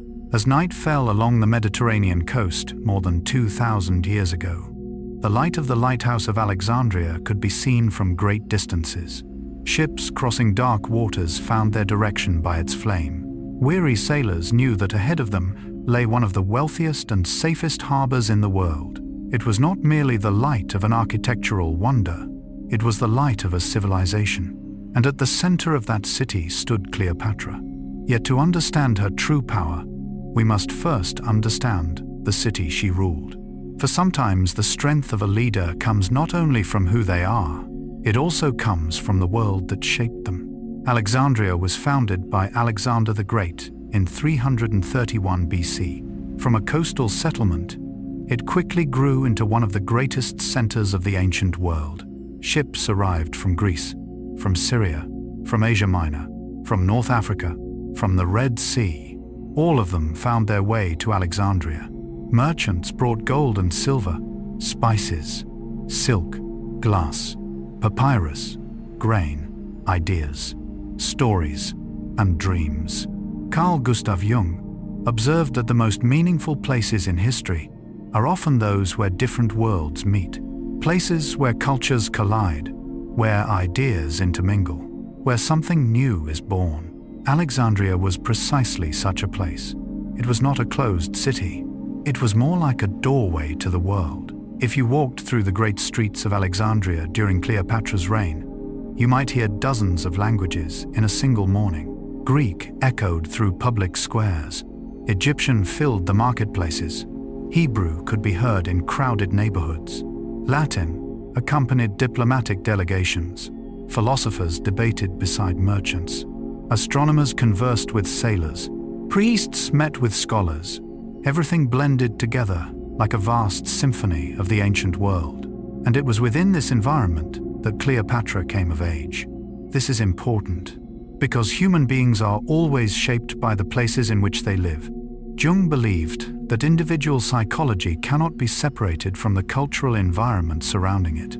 We absorb the stories, the symbols, the values of the world around us. Alexandria taught Cleopatra to look beyond the borders of a single nation. It taught her that the world was far larger than the walls of any palace. It taught her that power does not reside only in armies, but also in knowledge, in commerce, in the ability to connect different kinds of people. It was an extraordinarily modern lesson, and one of the reasons Cleopatra differed so greatly from many rulers of her age. Yet if Alexandria had a heart, that heart was surely its legendary library. Today, most of the library of Alexandria has vanished from the world, yet its memory remains. In the imagination of humanity, the library became a symbol of knowledge, a symbol of intellectual curiosity, a symbol of the belief that human beings can understand the world through learning.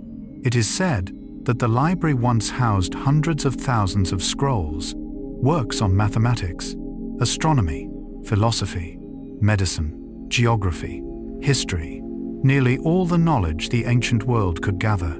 Imagine what that must have felt like. A city where some of the greatest minds on earth lived together.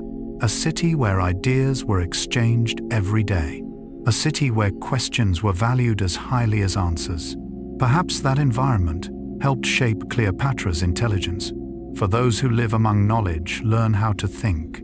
Those who live among great ideas learn how to see the world more broadly. Jung once wrote, "The privilege of a lifetime is to become who you truly are." Perhaps Alexandria gave Cleopatra that opportunity. It gave her space to develop her unique gifts, not merely as a queen, but as a thinker, a diplomat, a woman capable of seeing connections others overlooked. Yet Alexandria was not only a city of knowledge, it was also a city of wealth, and that wealth helped make Egypt one of the most important lands in the world. Every year, millions of tons of grain from the Nile Valley passed through the harbors of Alexandria. Ships loaded with food departed to nourish distant cities, including Rome itself. People often called Egypt the breadbasket of the Mediterranean, and Alexandria was the gateway to that breadbasket. This made the city one of the most important economic centers on Earth, and at the same time, it made it a prize coveted by every great power. Perhaps here we begin to understand Cleopatra's burden more clearly. For ruling Alexandria was not merely a privilege, it was a responsibility heavy enough to alter the destiny of anyone who carried it. And in the next part of our journey, we will explore that burden more deeply. We will explore what it felt like to stand atop one of the wealthiest cities in the ancient world, to be both the Queen of Alexandria and the guardian of Egypt's last dream of independence. There is something history often fails to tell us often enough. Power and loneliness frequently walk hand in hand. From the outside, Cleopatra's life appears to be the fulfillment of many dreams. She lived in the wealthiest city of the ancient world, sat upon the throne of a legendary kingdom, surrounded by gold, palaces, and magnificent ceremonies. Yet the higher a person rises, the more they begin to see what others cannot. And sometimes that is not a gift, but a burden. Imagine an evening in Alexandria. The sun is sinking behind the Mediterranean, its final rays reflecting upon white stone temples. Hundreds of ships rest offshore. Below, tens of thousands of people continue their daily lives. Merchants close their stalls. Sailors tell stories of distant lands. Scholars debate the stars. Children run across public squares. And somewhere above it all, within the royal palace, Cleopatra gazes down upon the city. A city that belongs to her, yet also a city that places an immense responsibility upon her shoulders. Carl Jung once wrote, "The larger the crowd, the more negligible the individual becomes." It is a fascinating thought, for when ruling a city like Alexandria, Cleopatra could no longer live only for herself. Every decision affected millions of lives. Every mistake carried enormous consequences. Every choice demanded its own price. This is what people often forget when they look upon the splendor of power. Behind every crown stands responsibility. Behind admiration stands pressure. And behind the beauty of Alexandria, there always existed a quiet anxiety. For Cleopatra understood something many ordinary citizens could not see. Alexandria was wealthy, but that very wealth made it a target. Like a bright lamp shining in the darkness, it attracted every gaze. The city did not attract only merchants. It attracted those who wished to control it. Rome understood the value of Alexandria. Roman politicians understood the value of Egyptian grain. Roman generals understood the value of its strategic position. And that meant that with every passing day, pressure from Rome grew slightly stronger. Cleopatra knew this. Perhaps this is what made her different from many rulers. She did not view Alexandria as a possession to be enjoyed. She viewed it as something that needed protection, a fragile inheritance, a wonder that could disappear without wisdom. Jung believed that psychological maturity is not achieved when a person becomes stronger. It is achieved when a person learns to carry greater responsibility. In that sense, Alexandria was Cleopatra's greatest test, for ruling an ordinary city is difficult. Ruling the economic, cultural, and intellectual center of the Mediterranean is far more difficult. Every group within the city had its own interests. Merchants desired stability. Priests wished to preserve tradition. Scholars sought freedom of thought. Generals demanded security. Allies sought advantage. Rivals searched for opportunity. And the queen had to balance all of them. That is an art more subtle than war.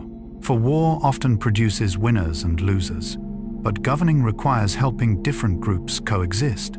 Perhaps it was in Alexandria that Cleopatra's finest qualities were developed, not upon battlefields, not within the famous romances later generations would celebrate, but in the daily work of leadership, the ability to listen, the ability to negotiate, the ability to think ahead, the ability to understand that power is not forcing people, but guiding them. Jung once wrote, "Your vision will become clear only when you can look into your own heart. Perhaps this was one of Cleopatra's greatest secrets. She did not merely understand politics. She understood people. She understood that behind every economic decision lies someone's worry. Behind every debate lies someone's belief.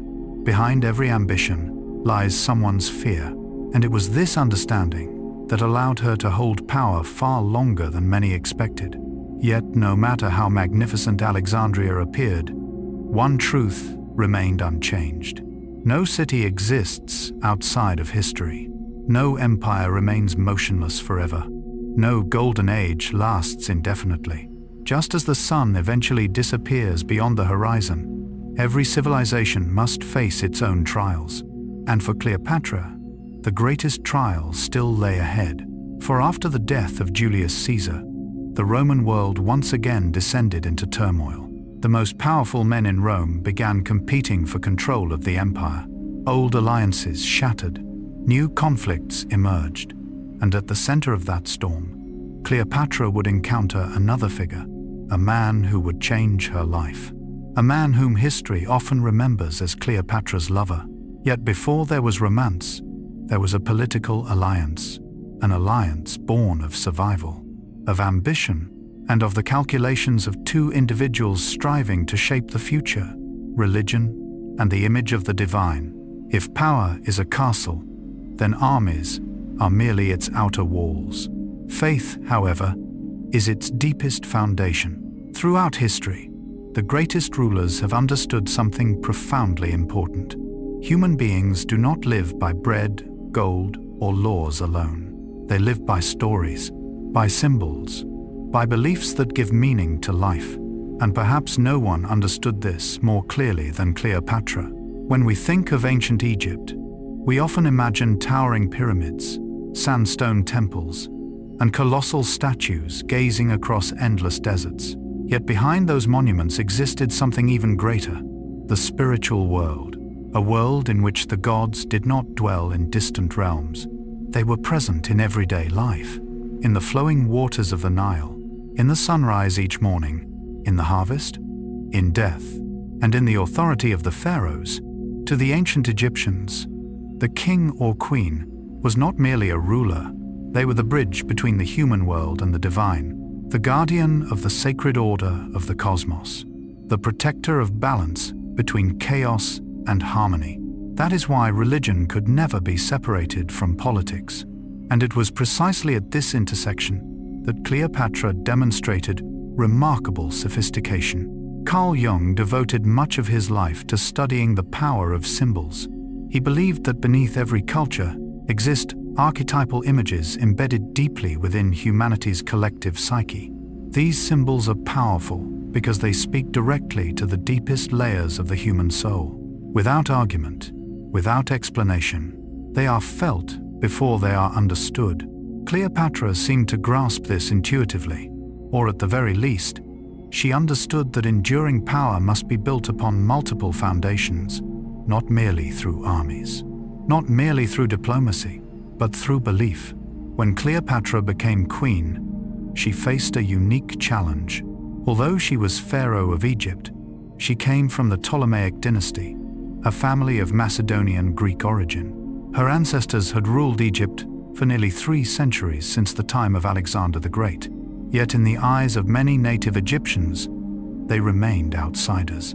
This was an extraordinarily delicate issue, for political power can be imposed, but legitimacy must be accepted, and Cleopatra understood that if she wished to become a true pharaoh in the hearts of her people, she needed more than a crown. She needed a story, a symbol, an identity capable of connecting her to the soul of Egypt itself. And that is where the goddess Isis entered the story. In Egyptian mythology, Isis was far more than a deity. She embodied motherhood, healing, wisdom, loyalty, rebirth, and sacred feminine power. For thousands of years, Isis had been revered throughout Egypt as one of the most beloved divine figures. She was the protective mother, the woman who endured suffering, the symbol of resilience in the face of adversity. Perhaps it is not difficult to understand why Cleopatra chose to associate herself with Isis. for deep parallels existed between them. Both were powerful female figures living in turbulent worlds. Both were connected to ideas of protection and renewal. Both carried within them the ability to guide people through chaos. Jung once wrote, "The archetypes are, so to speak, organs of the pre-rational psyche." In Jung's view, Isis was not merely a goddess. She was an ancient archetype living within the collective unconscious, an image that people recognized instinctively, even if they could not fully explain it through reason. When Cleopatra presented herself as the embodiment of Isis, she was doing more than carrying out a political strategy. She was connecting with a deeper layer of the Egyptian psyche. That is why the surviving images carved upon temple walls remain so significant. Today, if one visits ancient temples such as Dendera or Philae, Cleopatra's image can still be found engraved in stone, not as a foreign queen, not as a Greek princess, but as a legitimate pharaoh, performing sacred rituals, offering gifts to the gods. Standing among the great rulers of Egypt, these images were not accidental, they were messages. A declaration that Cleopatra belonged to Egypt, that she stood not outside its traditions, but within them. Yet what is most fascinating is that the true power of these images did not reside in stone, it resided in the human imagination. For every lasting form of power is built upon stories that society chooses to believe. And Cleopatra was carefully constructing a story of her own, a story in which she was not merely a queen, but the embodiment of continuity, a bridge between Egypt's glorious past and the uncertain future that lay ahead. Yet the creation of a divine image extended far beyond relief carvings and religious ceremonies. Behind it stood an intricate network of politics, religion, and power, and it was there that Cleopatra's true talent became even more visible. History quietly asks an interesting question. What makes millions of people place their trust in a ruler? Military strength? Wealth? Or something deeper? Carl Jung believed that human beings are not guided by reason alone. Much of our lives are shaped by symbols, stories, and meanings rooted deep within the collective unconscious. We need to feel that the world has order, that life possesses meaning, that someone is safeguarding the sacred values we hold dear. Cleopatra understood this profoundly, perhaps because she was not merely a ruler, she was also an extraordinarily perceptive observer of human psychology. While many leaders of her age placed their faith entirely in armies, she understood that swords may compel obedience, but they cannot create trust. Trust must be built differently, more slowly, more deeply, and more enduringly. This is why Cleopatra did not merely appear in religious ceremonies.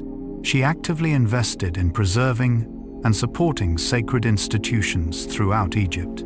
During her reign, she funded numerous religious activities, supported temples, maintained traditional rituals, and worked closely with the priesthood. To modern observers, this may seem purely political, but to the ancient Egyptians, it carried a very different meaning. For temples were not merely places of worship, they were centers of community life, guardians of collective memory, bridges between past and present, places where people felt the presence of the sacred in everyday existence. When Cleopatra protected the temples, she was not merely protecting religion, she was protecting Egyptian identity itself. Jung once wrote, "Man cannot stand a meaningless life." It is a deeply insightful observation. For when a society loses its shared sense of meaning, it begins to unravel from within. The people of Egypt were living through uncertain times. Rome was growing stronger. Power struggles were becoming increasingly frequent. The future seemed more unpredictable than ever before. During such periods, people often turn toward what feels familiar, ancient symbols, enduring beliefs, traditions that have survived for centuries. And Cleopatra understood that if she wished to keep her kingdom stable, she needed to become part of that story. This was not merely manipulation, at least not entirely, for Cleopatra herself felt genuinely connected to Egyptian culture in ways that many previous Ptolemies never had. Unlike many of her ancestors, She learned the Egyptian language, understood native rituals, and respected long-standing traditions. This gave her a unique relationship with the priesthood.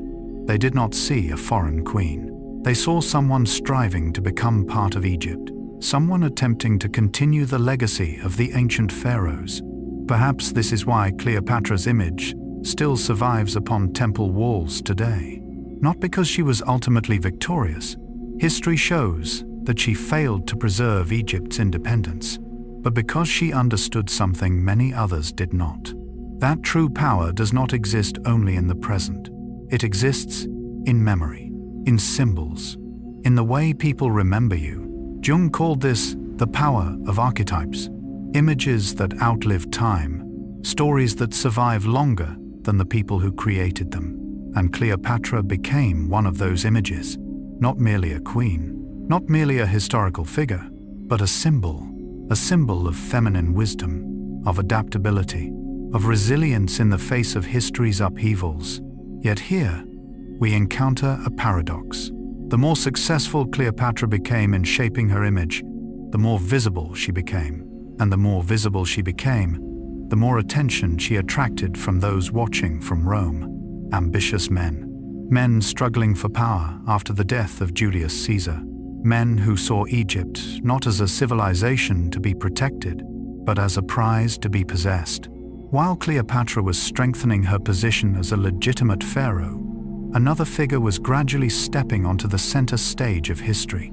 A man of talent, charm, ambition, and contradiction. His name was Mark Antony, and soon, his destiny and Cleopatra's would intersect, a meeting that later generations would remember as a love story. But in truth, before it was romance, it was the meeting of two people struggling to survive amid the greatest political storm of their age. Two people who understood that the old world was collapsing, and that if they wished to endure, they would have to find one another. The true power of Cleopatra. There are figures in history whom collective memory treats in a very strange way. People remember a small part of who they were, and then forget everything else.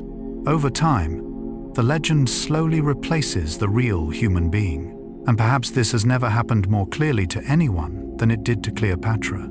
For more than 2,000 years, countless paintings, plays, novels, and films have retold her story. Most of them focus on one thing: beauty, as though Cleopatra's entire life could be explained by her appearance, as though the woman who captured the attention of the most powerful generals, kings, and politicians of her age did so simply because of her looks. Yet what is fascinating is that the ancient sources closest to Cleopatra's own lifetime tell a different story. Many of her contemporaries did not emphasize her beauty.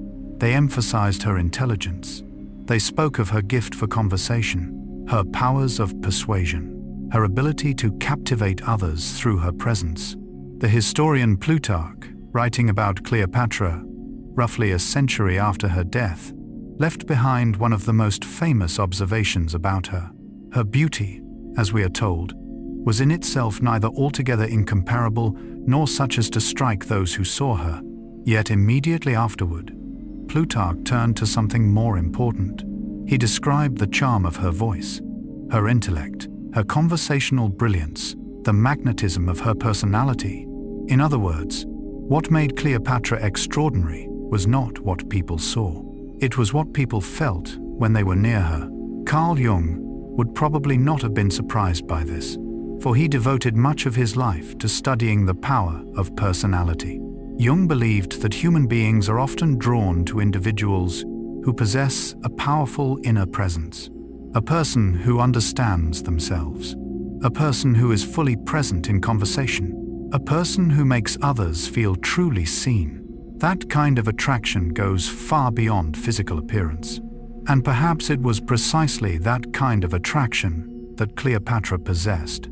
Imagine the environment in which she grew up.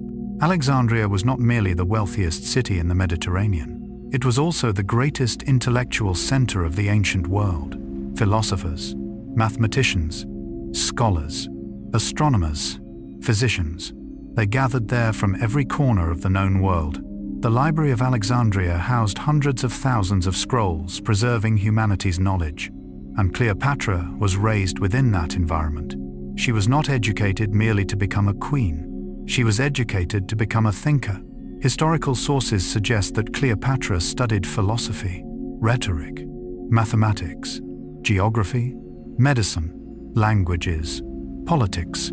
This was not an ordinary education. It was a training ground for someone who would one day converse with the most brilliant minds of her age. What is remarkable is that Cleopatra did not learn merely to know. She learned in order to use. There is a profound difference between knowledge and wisdom. Knowledge is the accumulation of information. Wisdom is knowing when and how to use it. Cleopatra appears to have possessed both. Jung once wrote, "Thinking is difficult. That's why most people judge." It is a statement that reflects a profound truth. Most people react quickly. They form conclusions. They pass judgment. They choose sides. But true leaders often do the opposite. They observe. They listen. They ask questions. They seek to understand the motivations of others. And this was precisely what made Cleopatra such a formidable diplomat. When she met Julius Caesar, she was not merely meeting a general, she was meeting a political mind. When she met Egyptian priests, she was not merely meeting religious officials, she was meeting the guardians of public belief. When she met merchants, she was not merely meeting traders, she was meeting people who understood the flow of money and power. Every conversation was its own world, and Cleopatra possessed the rare ability to enter each of those worlds. This is an extraordinarily uncommon skill, because most people wish to be understood, but very few truly try to understand others. Jung believed that every meaningful relationship begins with seeing the world through another person's eyes, not in order to agree with them, but in order to understand them. Cleopatra seemed capable of doing this naturally. That is why she could converse with such a wide variety of people, from scholars in the Library of Alexandria, to generals on the battlefield, from Greek diplomats to Roman politicians. She did not merely know how to speak, she knew how to listen, not merely how to express her views, but how to recognize what was happening behind another person's words. And it was this ability that became her most powerful weapon. Not armies, not gold, not a throne, but an understanding of human nature. Yet this power went deeper than it first appears. For behind Cleopatra's gift for conversation was an even rarer talent, the ability to read the invisible forces that drive human behavior, the ability to see what others leave unsaid. There is a form of power that is easy to overlook. It makes no noise. It does not appear on battlefields. It is not cast in bronze statues or carved into triumphal arches. Yet it can alter the destiny of entire empires. It is the ability to understand people, not merely what they say, but what they do not say, not merely the image they present to the world, but the fears, ambitions, and desires quietly moving within them. If we look back over Cleopatra's life, we may discover that this was perhaps her greatest gift. She did not command the largest army. She did not rule the largest territory. She did not possess military power equal to Rome's. Yet again and again, she managed to influence the most powerful men in the world. That cannot be explained by beauty alone. It must have come from something deeper. Carl Jung once wrote, "People will do anything, no matter how absurd, in order to avoid facing their own soul." Jung recognized that much of human behavior is driven by motivations that people themselves do not fully understand. The fear of rejection, the longing for recognition, the desire to be remembered, the need to be loved, the obsession with power, the fear of failure. All of these forces operate quietly behind humanity's greatest decisions. The most exceptional leaders are often those who understand this, and Cleopatra appears to have been one of them. When she spoke with others, she did not merely listen to words. She listened to people. Those are two very different things. Some people speak about power when what they truly seek is security. Some speak about honor when what they truly feel is fear. Some speak about ideals when what they are really pursuing is personal ambition. The ability to recognize these differences is a rare form of wisdom. Today we might call it emotional intelligence, but in Cleopatra's world, it was simply an invaluable advantage. Consider Julius Caesar, a military genius, a brilliant politician, a man who conquered much of the known world.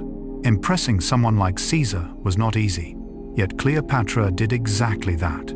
Not through submission, not through blind admiration, but through her ability to engage him as an intellectual equal. That was extraordinarily rare, and perhaps it was what first captured Caesar's attention. Something similar would later happen with Mark Antony. Many modern works portray their story as a great romance, but from a historical perspective, what connected them first was not emotion, it was understanding. Both were trying to survive in a world of constant upheaval. Both understood the value of power. Both saw opportunities others failed to notice. Cleopatra possessed the ability to enter the inner world of those she encountered, not in order to manipulate them in a simple sense, but in order to understand them. Jung believed that understanding is always the foundation of influence, because people tend to trust those who make them feel understood.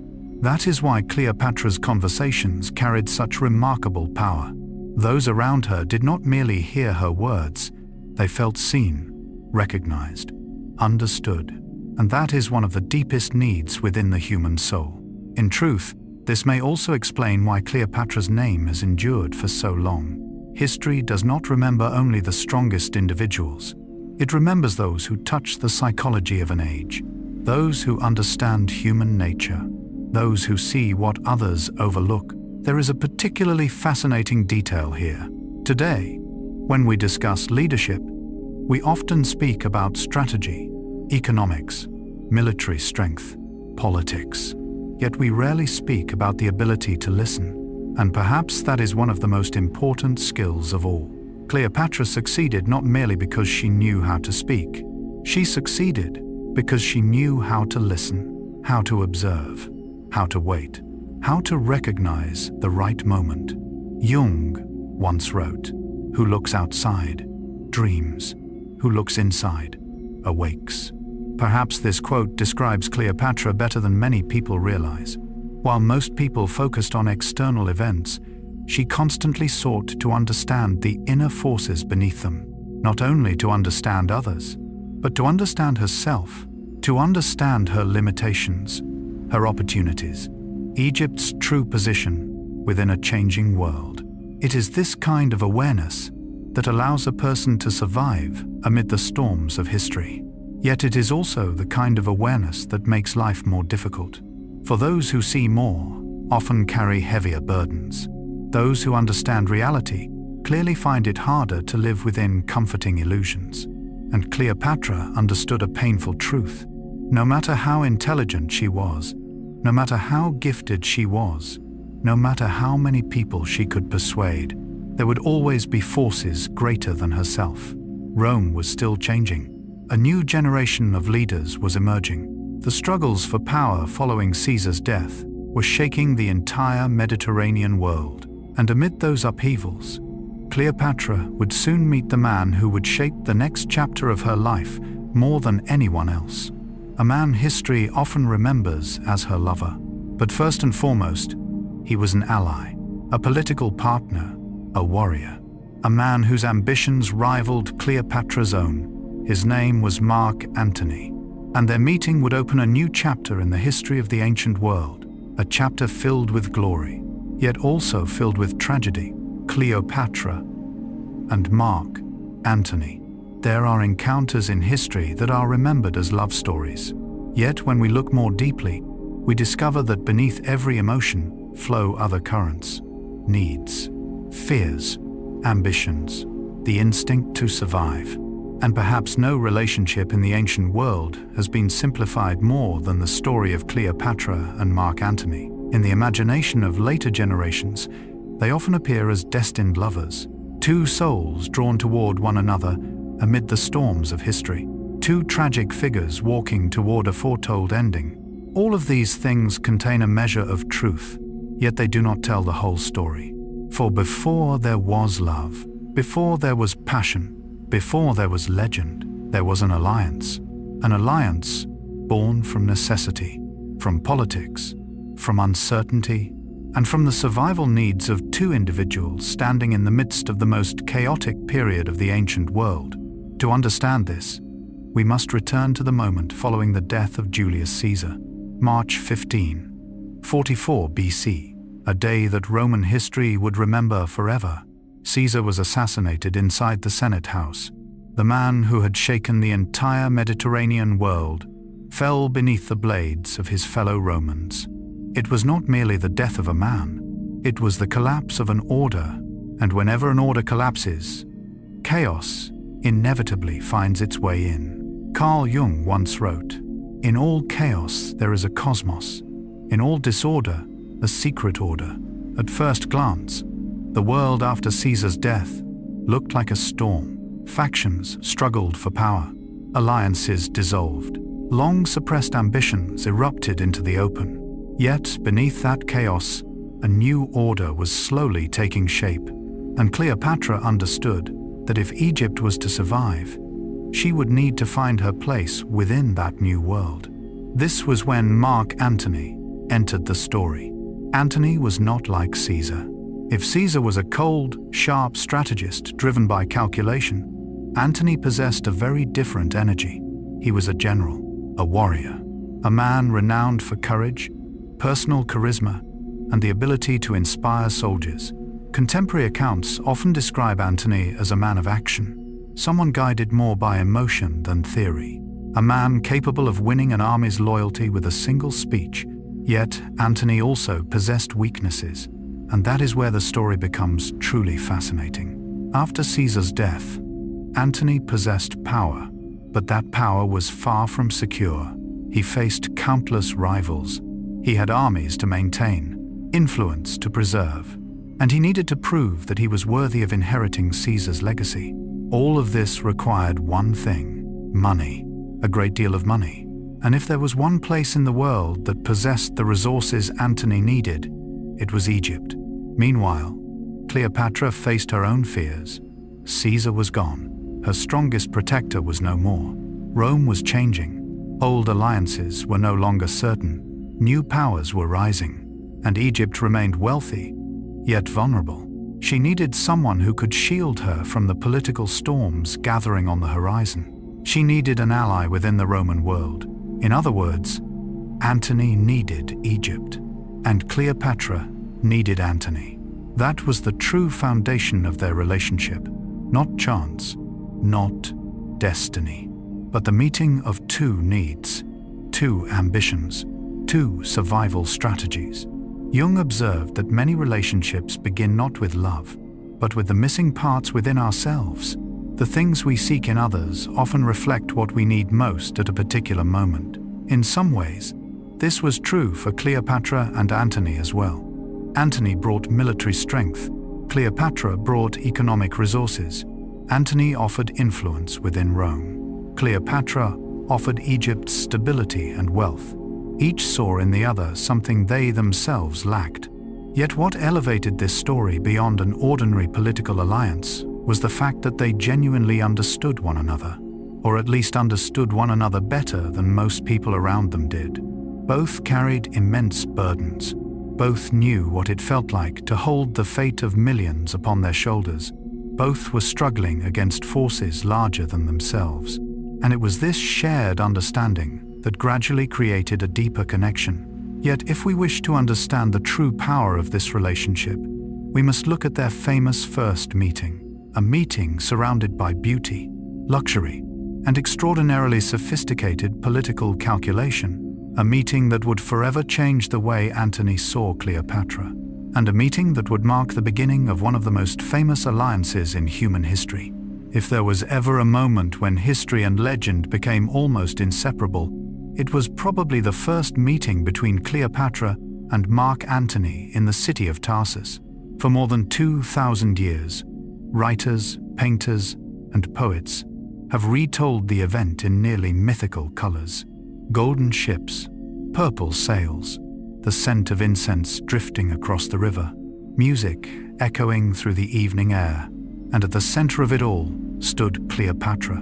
Yet even when we remove the layers of legend, what remains is still astonishing. For this was not merely a display of luxury, it was a political message, crafted with extraordinary sophistication. Cleopatra understood something that Carl Jung would later emphasize in his studies. Human beings do not respond only to facts. They respond to symbols, to images, to stories that awaken the imagination. Jung once wrote, "Symbols are the language of the unconscious." Perhaps no one in the ancient world applied this principle more effectively than Cleopatra. When Antony summoned her to appear before him, he expected a queen who would come to explain herself, an ally who needed to prove her loyalty, a woman seeking assistance. But Cleopatra arrived in an entirely different way. She did not come as a supplicant. She came as a queen, an equal, a woman fully aware of her own worth, and that was critically important. For in politics, how you appear can matter just as much as what you say. Cleopatra did not seek to impress through submission. She impressed through confidence. By making Antony understand that he was not merely meeting a potential ally, he was meeting the most powerful woman in the East. Perhaps from that very moment, their relationship began to change. No longer simply a negotiation between a Roman general and an Egyptian queen, it became an encounter between two powerful personalities, two people more accustomed to leading than obeying. Two people carrying dreams larger than themselves. Carl Jung once wrote, "The meeting of two personalities is like the contact of two chemical substances. If there is any reaction, both are transformed." Perhaps no quote describes Cleopatra and Antony more accurately, for from that moment onward, their lives became intertwined. At first, the relationship was practical. Antony needed gold, food, resources to sustain his armies and political ambitions. Cleopatra possessed all of these things. Meanwhile, Cleopatra needed protection. She understood that Egypt could not face the gathering storms in Rome alone. She needed someone powerful enough to defend Egypt's interests amid the escalating struggle for power. It was a sensible arrangement, an alliance that benefited both sides. Yet history becomes more complicated when human beings enter the equation. Because people are not chess pieces. We carry emotions, memories, fears, and hopes. And over time, that political alliance became something deeper. Perhaps that is what makes the story of Cleopatra and Antony so remarkable. Not because they fell in love. History is full of love stories. But because they found understanding in one another, Antony understood what it meant to live in the shadow of greater figures, to feel the pressure of constantly proving oneself, to be judged, to be misunderstood. Cleopatra understood those things as well. She understood what it meant to live beneath enormous expectations, to fight endlessly, to maintain one's position, to pay the price of power. Perhaps that is why they were drawn toward each other, not only through mutual interests, but through empathy. Jung believed that what strengthens relationships is not similarity, but the ability to see oneself reflected in another person. In some ways, Antony and Cleopatra mirrored one another. Both were talented.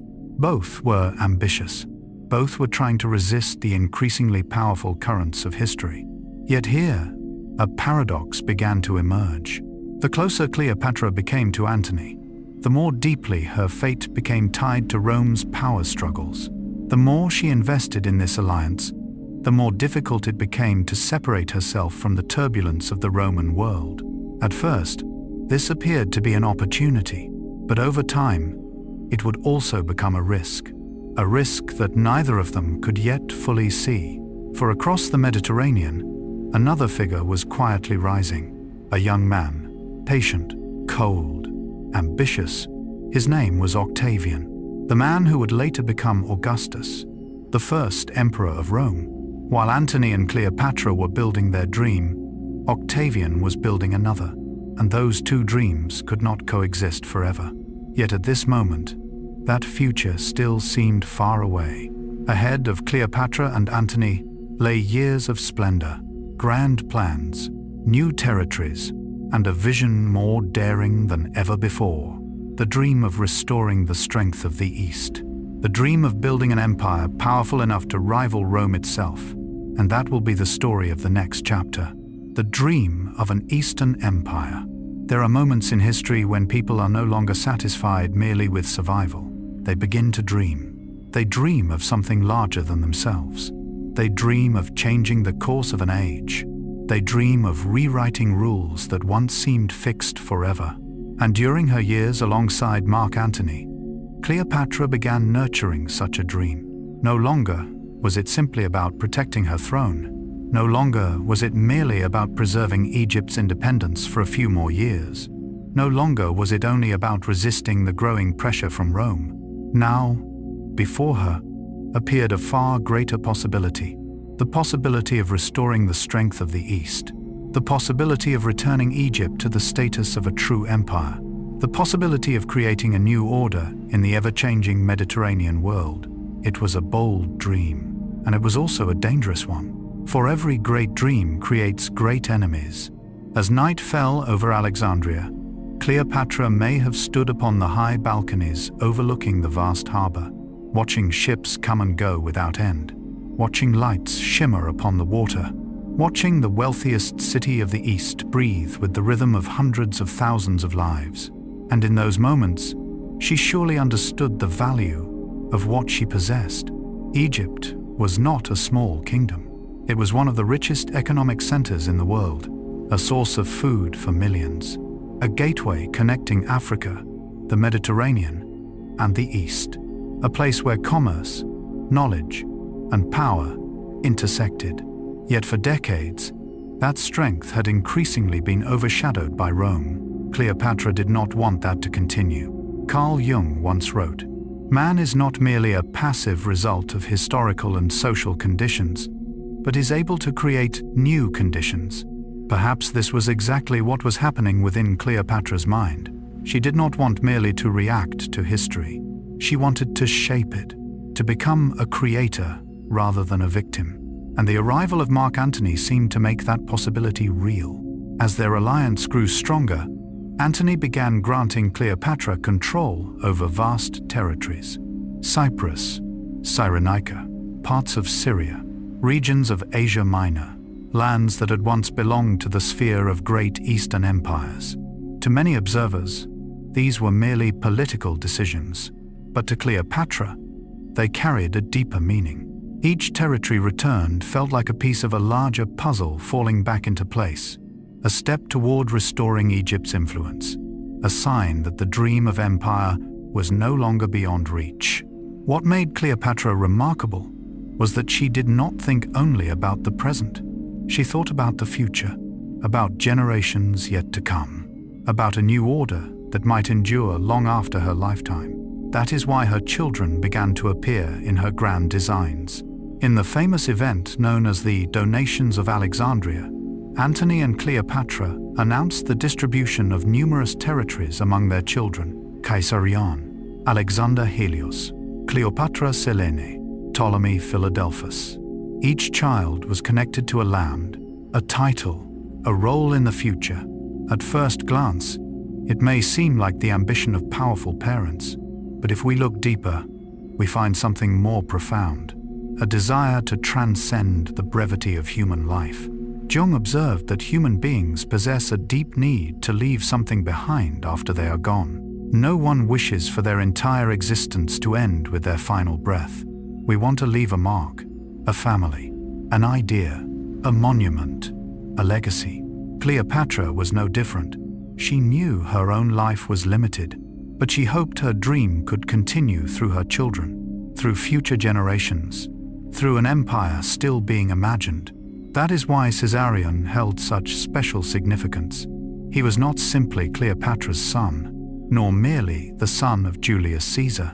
He was a symbol of connection between two worlds, between Egypt and Rome, between East and West, between past and future.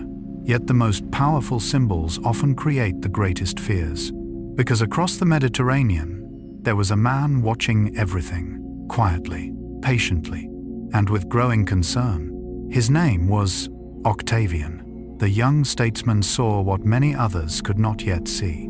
He did not see merely an alliance, not merely a family, not merely a love story. He saw the formation of a rival, a new center of power, a dream capable of challenging the future he himself was building for Rome. And from that moment onward, Cleopatra's dream began to cast its own shadow, a shadow growing larger, more threatening, and increasingly impossible to avoid. There is a pattern repeated throughout human history. Whenever a dream becomes large enough, it creates two entirely opposite reactions. Some people see hope, others see danger, and sometimes both perspectives are true. To Cleopatra, the dream of a powerful East represented hope. To Octavian, it represented a warning, a sign that Rome's future might not unfold according to his vision. During the years when the alliance between Cleopatra and Antony reached its height, Alexandria seemed to become the center of a new world taking shape.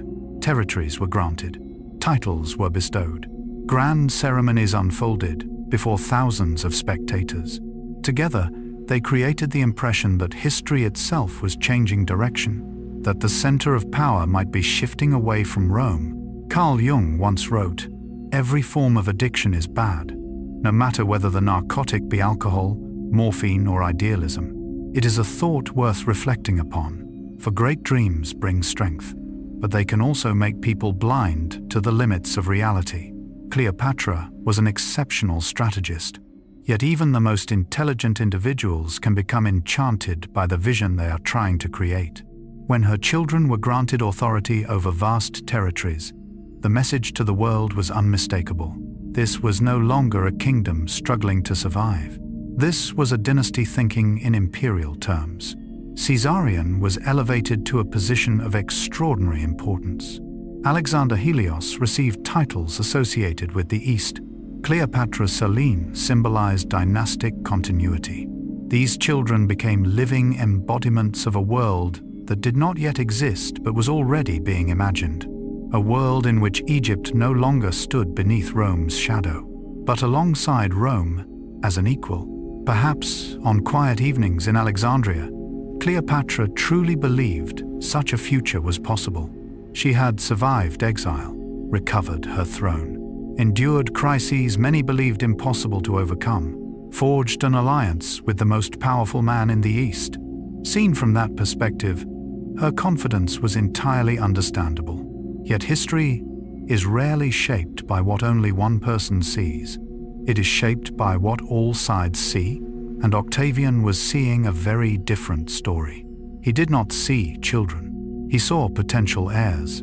He did not see ceremonies. He saw political declarations. He did not see an alliance.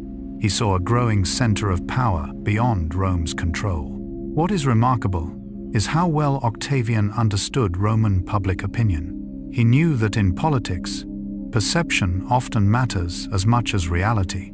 If Romans believed Antony was placing Cleopatra's interests above Rome's, that belief could become a weapon. If they believed Antony intended to build a new dynasty in the East, that belief could become a threat. If they believed Caesarion was the true heir of Julius Caesar, that belief could undermine Octavian's own position.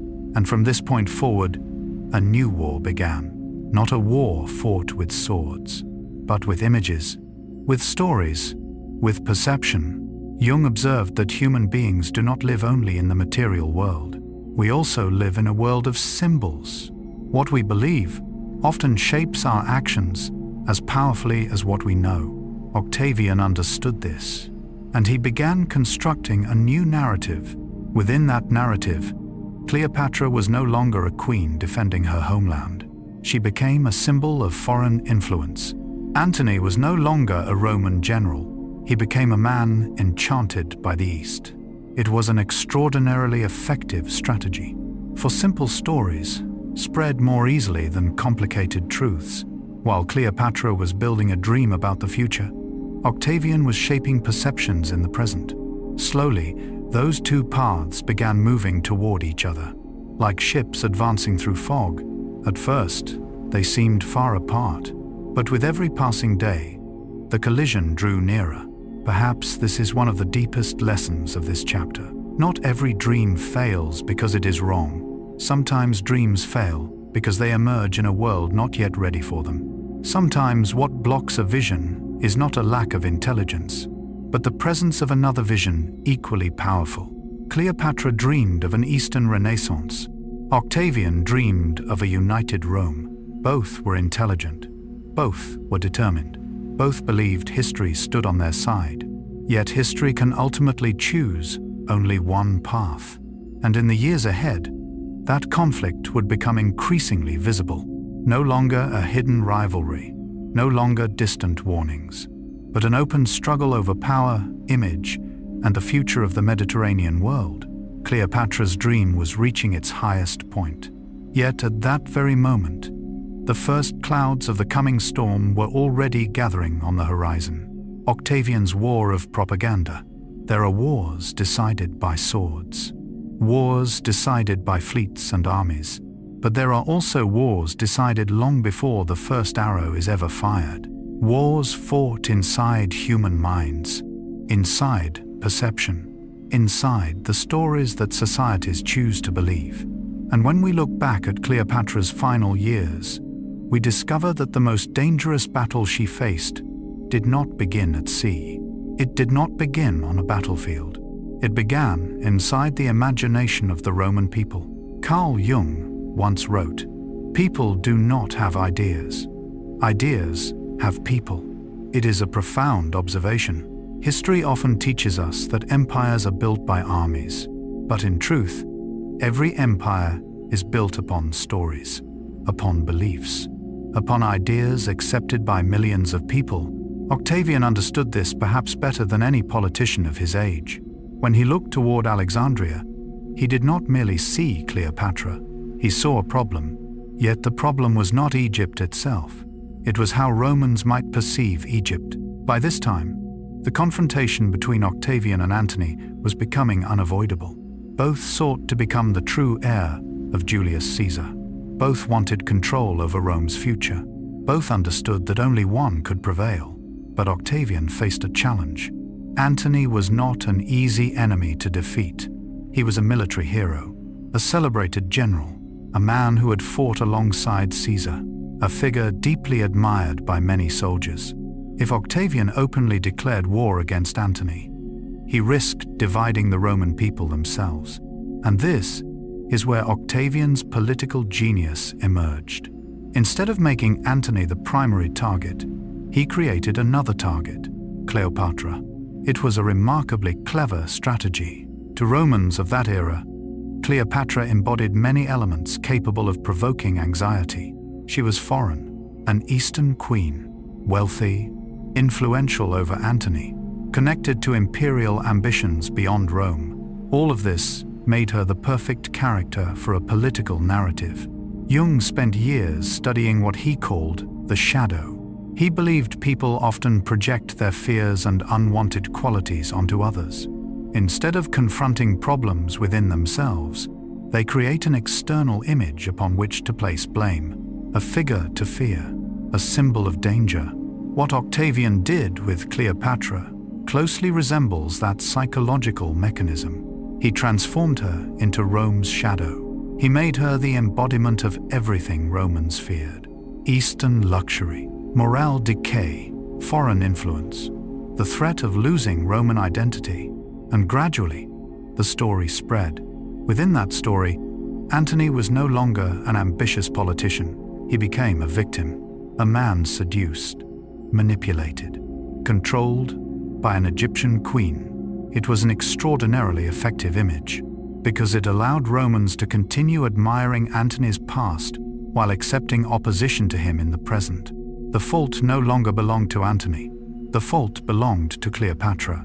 And this forces us to pause and reflect, because throughout history, conflicts are rarely presented exactly as they are. They are simplified, made easier to understand, made more emotionally powerful. A struggle between two Roman politicians became a war against a foreign queen. a war for national honor, a war against Eastern influence, a war to save Rome. That is the art of propaganda, not changing events, but changing the way people interpret events. Jung once wrote, "The most dangerous psychological mistake is the projection of the shadow onto others." Perhaps that is exactly what was happening. Rome did not merely see Cleopatra. Rome saw its own fears reflected through Cleopatra. And when a society begins to view a person as a symbol rather than a human being, things become very dangerous. Because from that moment onward, truth matters less than the story. Yet this was only the beginning, for Octavian's propaganda campaign would go much further. It would not only shape Rome's political future, it would shape how the world remembered Cleopatra for more than 2,000 years afterward. The Battle of Actium, the final turning point. There are moments in history that, when viewed in hindsight, reveal an entire world standing at the edge of transformation. Moments when millions of people have no idea that their future is being decided in silence. Moments when a battle is not merely a battle, but the meeting point of dreams, ambitions, fears, and destinies. The Battle of Actium in 31 BC was such a moment. If you had stood upon the western shores of Greece during those final days of summer, you would have witnessed a sight capable of silencing anyone. Hundreds of warships gathered upon the sea, sails stretching all the way to the horizon, soldiers preparing for what many knew could be the final battle of their lives. And at the center of it all stood three people: Mark Antony, Cleopatra, and Octavian. Three destinies, three different visions of the future, three individuals carrying upon their shoulders the fate of the entire Mediterranean world. Yet, what made Actium extraordinary was not its military scale. What made it extraordinary was its symbolic meaning. For this was not merely a clash between two fleets, it was a confrontation between two stories, two ways of seeing the world, two futures that could not coexist. Carl Jung once wrote, "The pendulum of the mind oscillates between sense and nonsense, not between right and wrong." History is often told as a struggle between good and evil, but reality is far more complicated. Octavian did not see himself as a conqueror. He saw himself as the savior of Rome. Cleopatra did not see herself as a threat. She saw herself as the protector of Egypt. Antony did not see himself as a traitor. He saw himself as the architect of a new future. Each possessed a story, and each believed in that story. That is what makes great conflicts so tragic. Not because one side is entirely wicked, but because many sides sincerely believe they are doing what is right. The months leading up to Actium were filled with tension. The alliance between Antony and Cleopatra had reached the height of its power, yet at the same time, it faced its greatest challenges. Resources were stretched thin. Allies began to waver. The morale of the army was no longer as strong as before. Meanwhile, Octavian continued to grow stronger, not only through military strength, but through the image he had successfully crafted in Rome. Slowly, the balance began to shift. Yet what is remarkable is that many within Antony and Cleopatra's camp did not fully recognize it. This is a profoundly human phenomenon. Jung observed that when we have invested too much into a dream, we often struggle to see warning signs, not because we lack intelligence, but because the heart always seeks to protect what it loves. Perhaps this was true for Antony. Perhaps it was true for Cleopatra as well.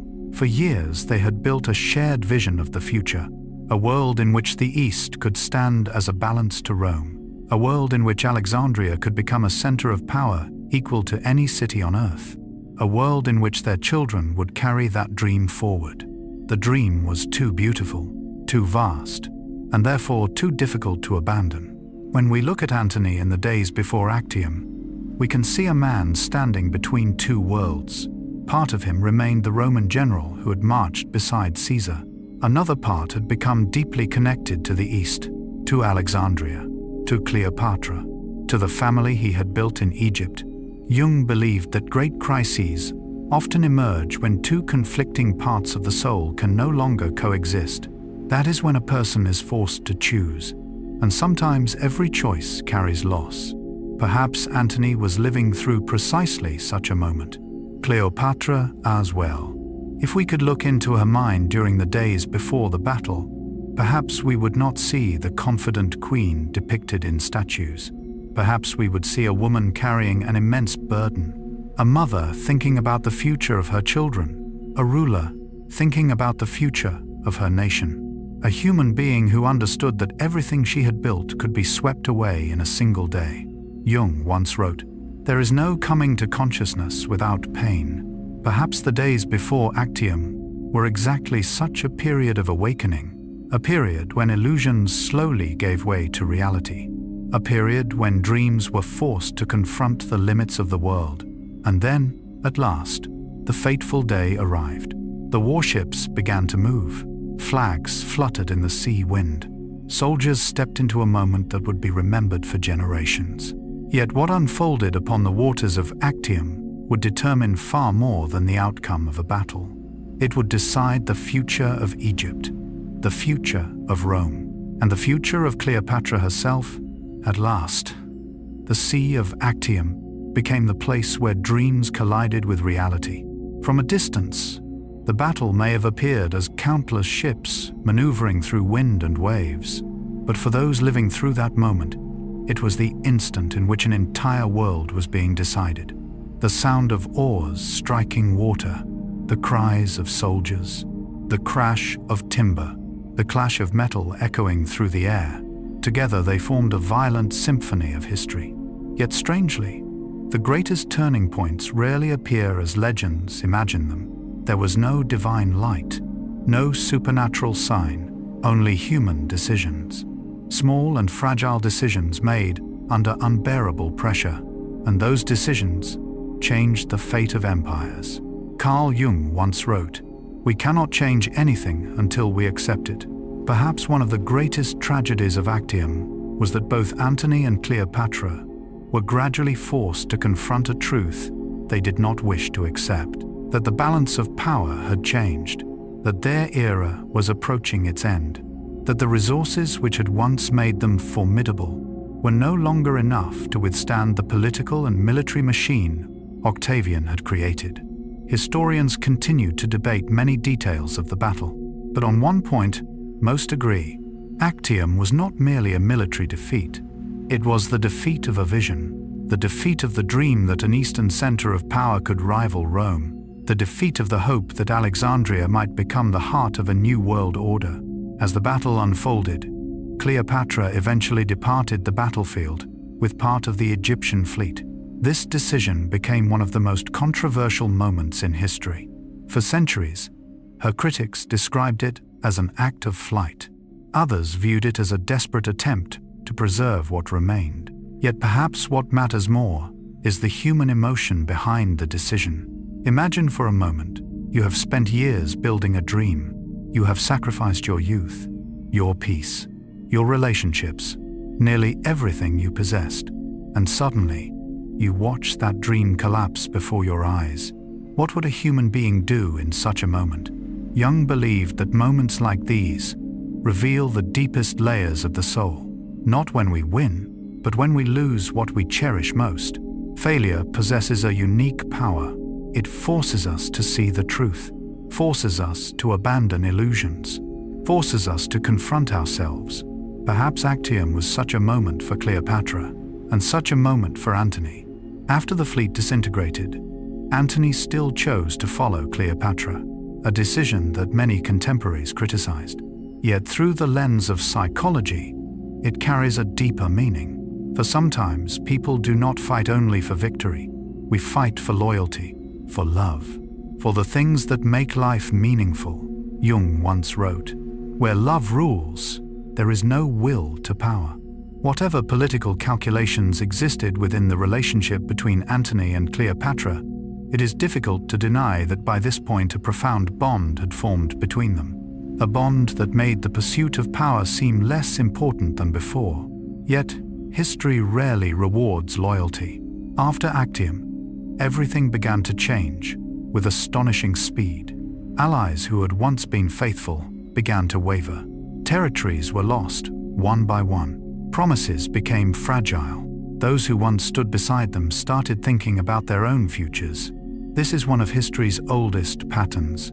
Power is like the tide. When the waters rise, many gather around you. When the waters recede, you discover who remains. And for Antony and Cleopatra, the tide was retreating rapidly. From that moment onward, the war was no longer about victory. It became a struggle for survival, to preserve what little remained, to buy more time, to hope for a miracle. Yet deep within themselves, perhaps both already understood that the world was entering a new chapter, a chapter in which they were no longer the authors of history, but characters in the final chapter of their own story. Jung believed that every ending contains a transformation. Something must die so that something else can be born. Actium was such a moment, not only for Antony, not only for Cleopatra, but for the entire ancient world. For after Actium, the end of an independent Egypt was no longer far away. The rise of the Roman Empire was almost inevitable, and Cleopatra's journey was no longer leading toward victory. It was leading toward how she would face defeat. That would become her final test, and perhaps the deepest test of her entire life, the final months. There are defeats that arrive in a single moment. A battle ends, a gate collapses, an empire disappears, but there are other defeats that unfold much more slowly, more quietly, more painfully, not because they are more violent, but because they give people enough time to watch everything gradually slip beyond their reach. The final months of Cleopatra's life was such a time. After the Battle of Actium, the world she had spent her entire life protecting began to tremble from its foundations. There was no thunder announcing the end, no single moment marking the collapse, only one door after another slowly closing, one ally after another drifting away, one hope after another becoming more fragile. Carl Jung once wrote, "Life really does begin at 40. Up until then, you are just doing research."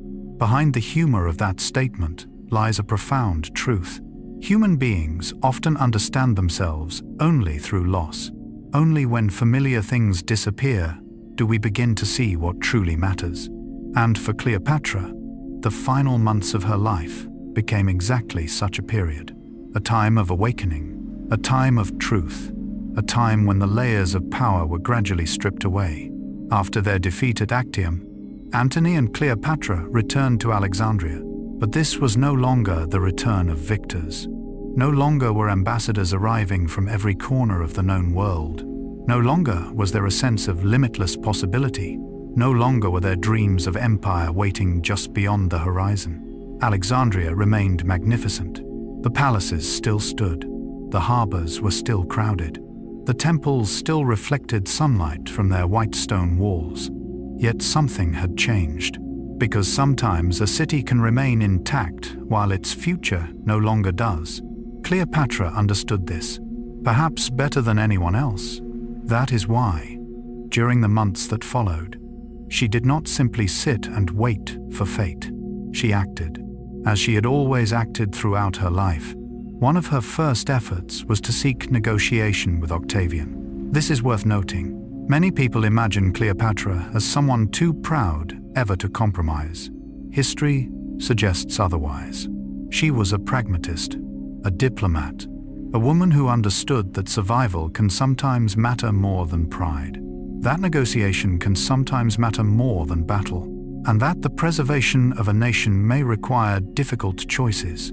Jung once wrote, "The shoe that fits one person pinches another. No solution works for every situation." Cleopatra understood that the strategies which had served her well in the past might no longer be enough. The world had changed. The balance of power had shifted, and if anything was to be saved, a new path would have to be found. She sent messages, sought dialogue, considered concessions she might accept, hoping there was still a chance to protect her children, to preserve some fragment of her dynasty, to safeguard Egypt's future. Yet at the same time, she prepared for the possibility that all such efforts would fail. This is often the mark of true leadership. Real leaders do not place all their hopes in a single plan. They prepare multiple paths, multiple options, multiple exits, and one of those possible paths led toward the Red Sea. Ancient sources tell us that Cleopatra explored the possibility of moving her fleet and treasure through the Red Sea. The idea was remarkably bold. If successful, it could have opened new trade routes. It could have created a new center of power beyond Octavian's immediate reach. It could have prolonged the struggle for years. What matters most is not whether the plan would have succeeded. What matters is that Cleopatra was still thinking about the future, even while the world around her was collapsing, even while others had already surrendered.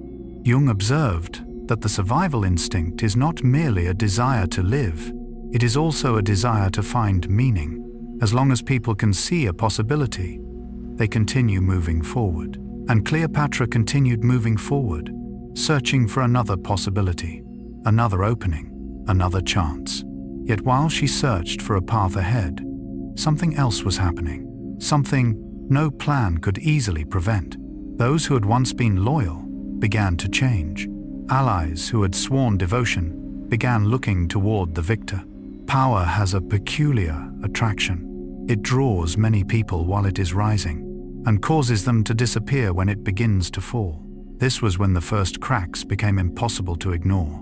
Not in the walls of Alexandria, but within the network of relationships that had once supported an entire kingdom. Perhaps one of the loneliest feelings a person can experience is not being alone, but realizing that the people who once stood beside them are slowly walking away. In the months after Actium, this became the reality faced by both Cleopatra and Antony. For many years, their power had shone like a brilliant sun. Lesser kings sought their favor, generals swore loyalty, city-states sent gifts and envoys.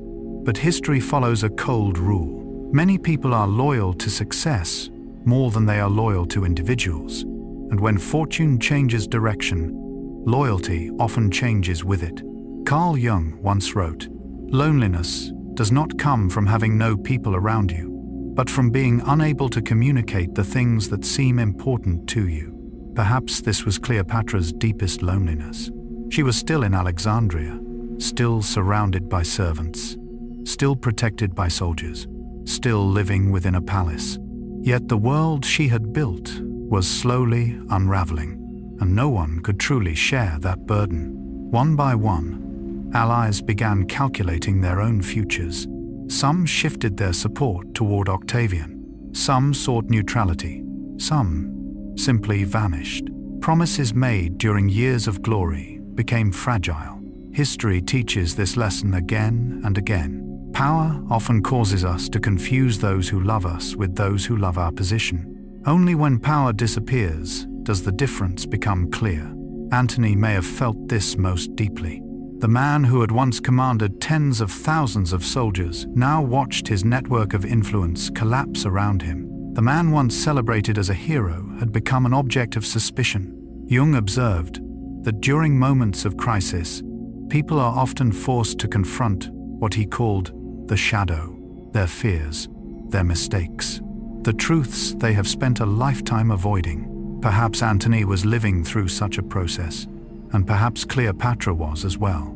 For no matter how intelligent she was, she could not stop everything. She could not reverse history. She could not bring back those who had changed sides. She could not make Octavian disappear. Meanwhile, the noose around Alexandria tightened. From afar, Octavian's armies drew closer with every passing day. Trade routes fell under enemy control. Lines of communication were gradually severed. News from the outside world became increasingly scarce. The city that had once stood as the heart of the Hellenistic world could now feel the breath of an ending approaching. Yet what is remarkable is that Cleopatra never surrendered entirely to despair. There was something extraordinary about her character. Throughout her life, whenever she had been cornered, she had found a way to act. When exiled from Alexandria, she returned. When threatened by rivals, she found allies. When Egypt faced the power of Rome, she sought new solutions. And even now, she continued thinking, continued planning, continued hoping. Jung once wrote, "I am not what happened to me. I am what I choose to become." Perhaps this is what made Cleopatra different. Circumstances never completely defined her. She always sought to choose her response, even when every option was painful, even when every path led toward loss.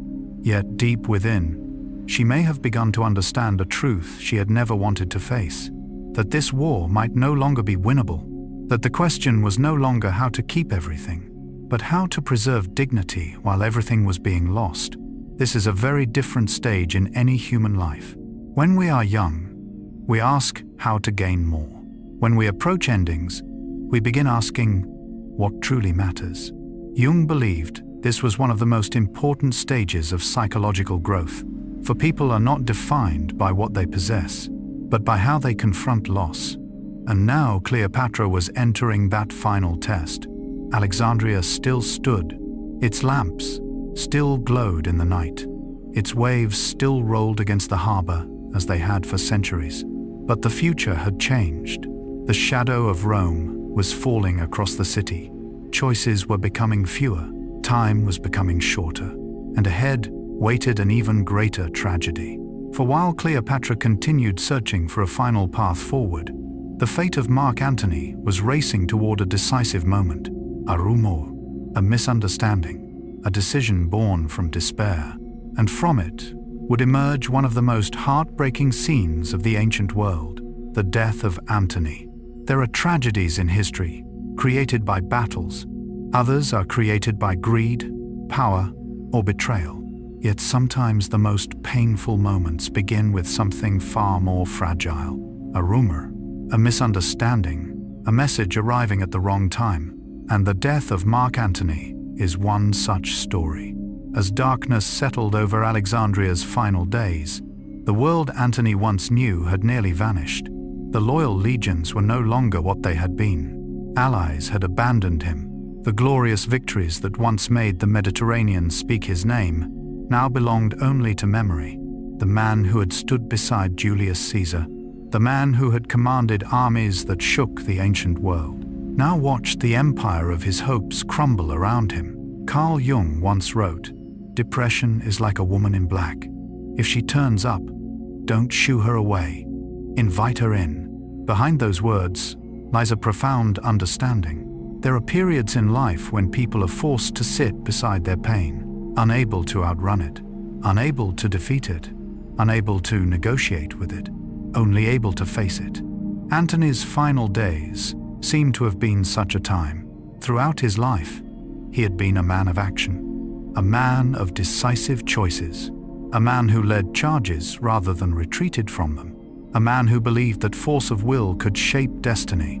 But now, for the first time, he faced a situation where willpower no longer seemed enough. Rome was winning, Octavian was approaching, Alexandria was surrounded, and the future grew darker with each passing day. Jung observed that people often build their identities around roles: warrior, leader, victor, protector. But what happens when those roles suddenly disappear? What happens when the warrior no longer wins? When the leader no longer has followers? When the hero no longer has a stage upon which to display courage? These may have been the questions Antony was confronting. And perhaps that is why the rumor of Cleopatra's death struck with such devastating force. According to ancient accounts, Antony received word that Cleopatra had died. The information was false, yet in that moment, he believed it. Imagine that feeling. Everything you built is collapsing. The world you know is disappearing. And suddenly, the final person who gives your life meaning is gone as well. That is not merely loss. It is the collapse of an entire future. And in that despair, Antony made a decision that would echo through history forever. The final decision of Cleopatra, perhaps no moment in Cleopatra's entire life, has been discussed more than her final days. Not the glorious years in Alexandria, not her meeting with Julius Caesar, not the political victories or alliances that changed history, But the final days, the days when every road seemed to lead toward an unavoidable ending, and perhaps that reveals something deeply human. We are often fascinated by the way a story ends, because sometimes the ending does more than close a life. It determines how that life will be remembered. After Antony's death, Cleopatra stood alone before the reality she had spent years trying to resist: the complete victory of Rome. Octavian's armies had entered Alexandria. The final gates had opened. The symbols of power that had once commanded the respect of the entire Mediterranean world could no longer stop the tide of history. And at the center of it all stood a woman of 39 years, exhausted, grieving, yet remarkably clear-minded. Carl Jung once wrote, "I am not what happened to me. I am what I choose to become." Perhaps never in Cleopatra's life had those words been more relevant. For almost everything happening around her was now beyond her control. Antony was dead. The dream of an Eastern empire had collapsed. Her allies had vanished. Egypt no longer had any chance of victory. Yet one thing still remained. One thing that no one could take from her: the right to choose how she would face defeat. That final choice still belonged to Cleopatra, and she understood it. In the days following the fall of Alexandria, Octavian did not treat Cleopatra as an ordinary prisoner. He understood her symbolic value. He understood that capturing the Queen of Egypt was the greatest prize of his entire campaign. But he wanted something more. He wanted to bring her to Rome, not as a guest, not as a defeated ruler, but as part of a triumphal procession. For the Romans, this was an ancient tradition. Victorious generals would parade defeated kings and queens through the streets of Rome. It was a ritual of power, a way of showing the world who had won, who had lost, who held authority, and who had been forced to submit. But what Octavian may not have fully understood was that Cleopatra was not an ordinary person. Throughout her life, she had fought not merely to preserve a throne, she had fought to protect an idea. The idea that Egypt remained a civilization worthy of respect. The idea that she was a legitimate pharaoh. The idea that dignity possessed a value greater than power itself. Jung spent much of his life studying what he called the self, the deepest center of human identity. According to him, there are values that lie at the core of the soul, things people are willing to sacrifice everything to protect. When those values are threatened, we no longer act out of convenience. We act out of identity. And perhaps for Cleopatra, this was such a moment. If she agreed to be taken to Rome, she might continue living. She might even be treated with relative kindness. She could prolong the remaining years of her life. But in exchange, she would become the very thing she had always refused to be: a trophy, a symbol of defeat, a display in someone else's victory. Perhaps this is one reason why Cleopatra's story still carries such power after more than 2,000 years. Because the question she faced does not belong only to history, it belongs to every human being. What matters more, life or dignity? Survival or identity? Safety or the values we believe in? There are no easy answers, and Jung himself would likely have refused to offer an absolute one. He believed that every person must discover the answer for themselves. But he also believed that a meaningful life is one lived in harmony with one's deepest nature. Cleopatra had lived her entire life as a queen, as a ruler, as someone who refused to be defined by others. And now, standing before the final chapter, she wished to remain true to that same principle.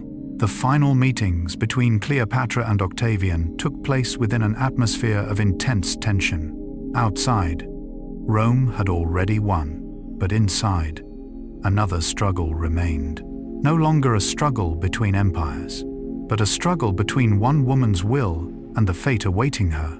And slowly, Cleopatra began moving toward a decision that would carry her name beyond history and into legend. Yet what makes that decision remarkable is not death itself, it is the profound psychological and symbolic meaning behind it. There is a great difference between defeat and surrender. History often confuses the two. But for many extraordinary individuals, they are entirely different states. A person may fail in their goals, may lose power, lose wealth, lose everything they have spent a lifetime building, yet still refuse to surrender the deepest part of themselves.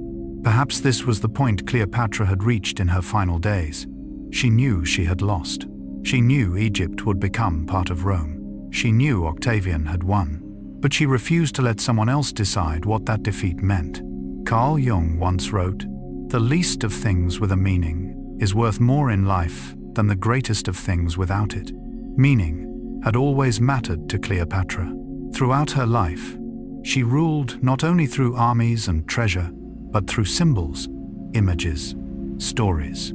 She understood the power of meaning. She understood that sometimes a symbolic act can outlive an empire. Perhaps that is why, when she looked toward the future, awaiting her in Rome, she saw more than survival.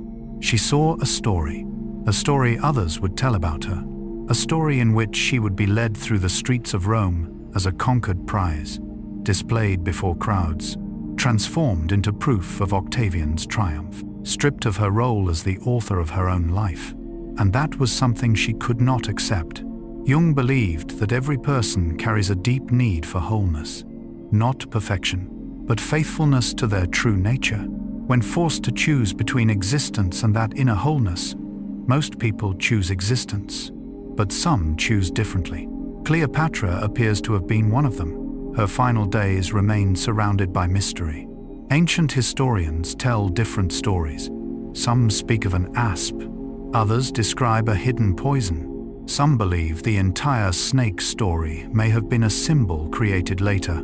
Even today, we cannot know with certainty what truly happened, and perhaps it is that uncertainty which transformed Cleopatra's death into legend.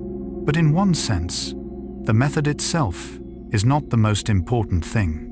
The important thing is the decision, because before death came, there was a choice made by a woman fully aware of her circumstances. Jung once wrote, "Freedom extends only as far as the limits of our consciousness." At first, those words seem paradoxical, yet perhaps during her final days, Cleopatra was one of the freest people alive, not because she possessed many options, but because she clearly saw the options before her. She saw the outcome, she saw the consequences. She saw the future waiting ahead, and she still chose for herself. That does not make her death any less tragic, but it gives the act a different meaning, a meaning that historians have debated for more than 2,000 years. Was it pride? Was it despair? Was it courage? Perhaps it was all of those things at once. For human beings rarely act from a single motive. We are complex creatures, and our greatest decisions are often shaped by many layers of emotion. What is certain is that with Cleopatra's death, a long chapter of human history came to an end. Not merely the life of a queen, not merely the fall of a dynasty, but the end of an entire world. A world once ruled by pharaohs, a world that had seen pyramids rise from the desert sands, a world nourished by the waters of the Nile for thousands of years, a world that had stood at the center of learning, commerce, and culture. Carl Jung once wrote, "What we call the beginning is often the end, and to make an end is to make a beginning." Cleopatra's death was such a moment, an ending, and also a beginning. The end of pharaonic Egypt, the beginning of the Roman Empire, the end of an Eastern dream, the beginning of a new age. And perhaps the strangest thing of all is that despite losing her kingdom, Cleopatra never truly disappeared. Octavian gained Egypt. He gained victory. He gained power, but he did not gain memory. Because more than 2,000 years later, humanity still tells Cleopatra's story, still debates her life, still searches for her tomb, still tries to understand who she truly was. And that means that in some way, she achieved something very few rulers ever achieve. Not the immortality of the body, but immortality in memory. Yet even with Cleopatra's death, one final tragedy remained unfinished. For the fate of Egypt, the fate of Caesarion, and the fate of the last dynasty of the pharaohs had yet to be decided. That will be the story of the next chapter, the end of pharaonic Egypt. There are endings that belong to a single person. There are endings that belong to a family. But rarely in history does the death of one individual simultaneously mark the end of an entire civilization that had endured for nearly 3,000 years. And that is exactly what happened after the passing of Cleopatra. When she closed her eyes for the final time, she was not merely ending her own story. She was unknowingly closing the final chapter of a world that had existed long before Rome became a great power. A world that had witnessed the first pharaohs ascending their thrones. A world that had watched the pyramids rise from the desert sands. A world that had seen dynasties flourish and fade along the endless flow of the Nile. From the perspective of Carl Jung, this was more than a historical event. It was the death of a collective symbol, one of humanity's oldest archetypes. For Egypt was never simply a nation. In the imagination of the ancient world, Egypt represented permanence, a land of mysteries, of gods, of eternal stone temples, of rulers believed to embody divine power upon the earth. Carl Jung once wrote, "Man cannot stand a meaningless life. Perhaps that is why civilizations create stories larger than themselves." Egypt did so for thousands of years. Every pharaoh was not merely ruling a country. They were part of a story stretching across generations, a chain connecting past, present, and future. And now that chain was about to be broken. After Cleopatra's death, Octavian faced virtually no rivals capable of challenging him. The woman who had troubled Rome for years was gone. The dreams of an Eastern empire were gone. The Mediterranean world began entering a new order, an order built under Roman power. Egypt officially became a province of Rome. At first glance, it sounds like a political change, a line in a history book, an administrative decision. But in reality, it was one of the most profound transformations of the ancient world. For the first time in nearly 3,000 years, Egypt was no longer ruled by a pharaoh.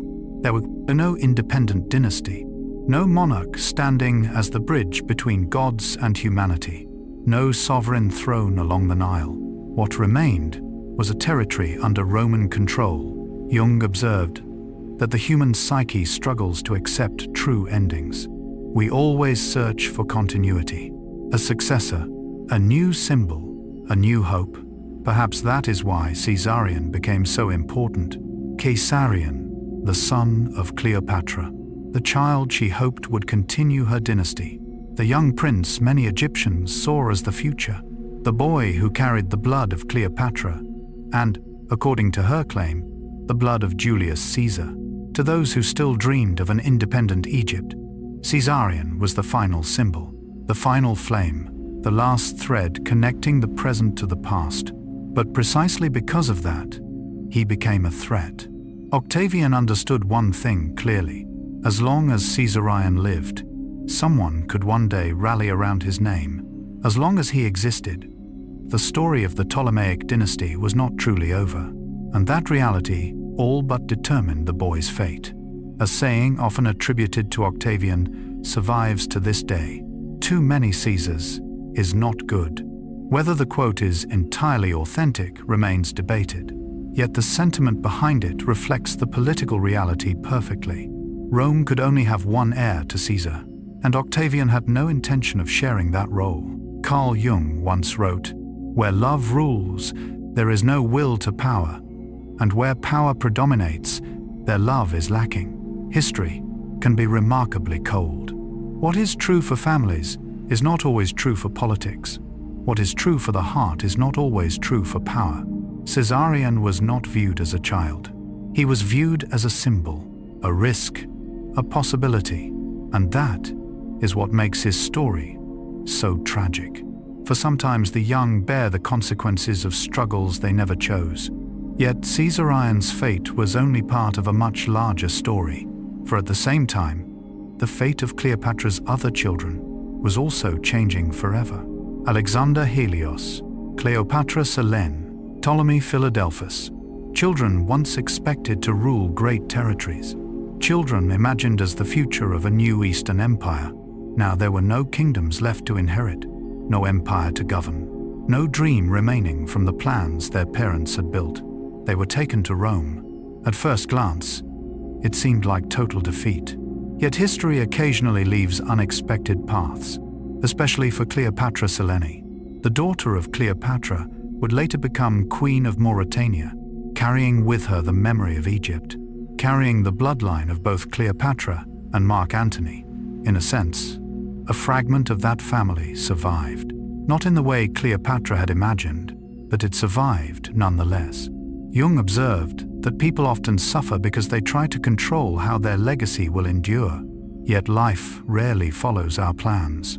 The most enduring legacies often develop along paths we could never predict. Perhaps the same was true for Cleopatra. She could not save her kingdom. She could not preserve her throne. She could not protect Caesarion. But she left something else behind. A story, a symbol, a collective memory. And perhaps that is the most remarkable thing of all. Thousands of kings once ruled throughout history. Most have faded into obscurity. Their names survive only in academic books. But Cleopatra did not disappear. More than 2,000 years have passed.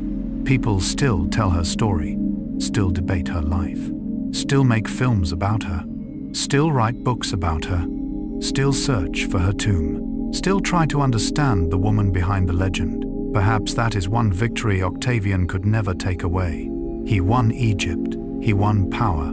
He became Augustus, the first emperor of Rome. But he could not fully control how future generations would remember Cleopatra.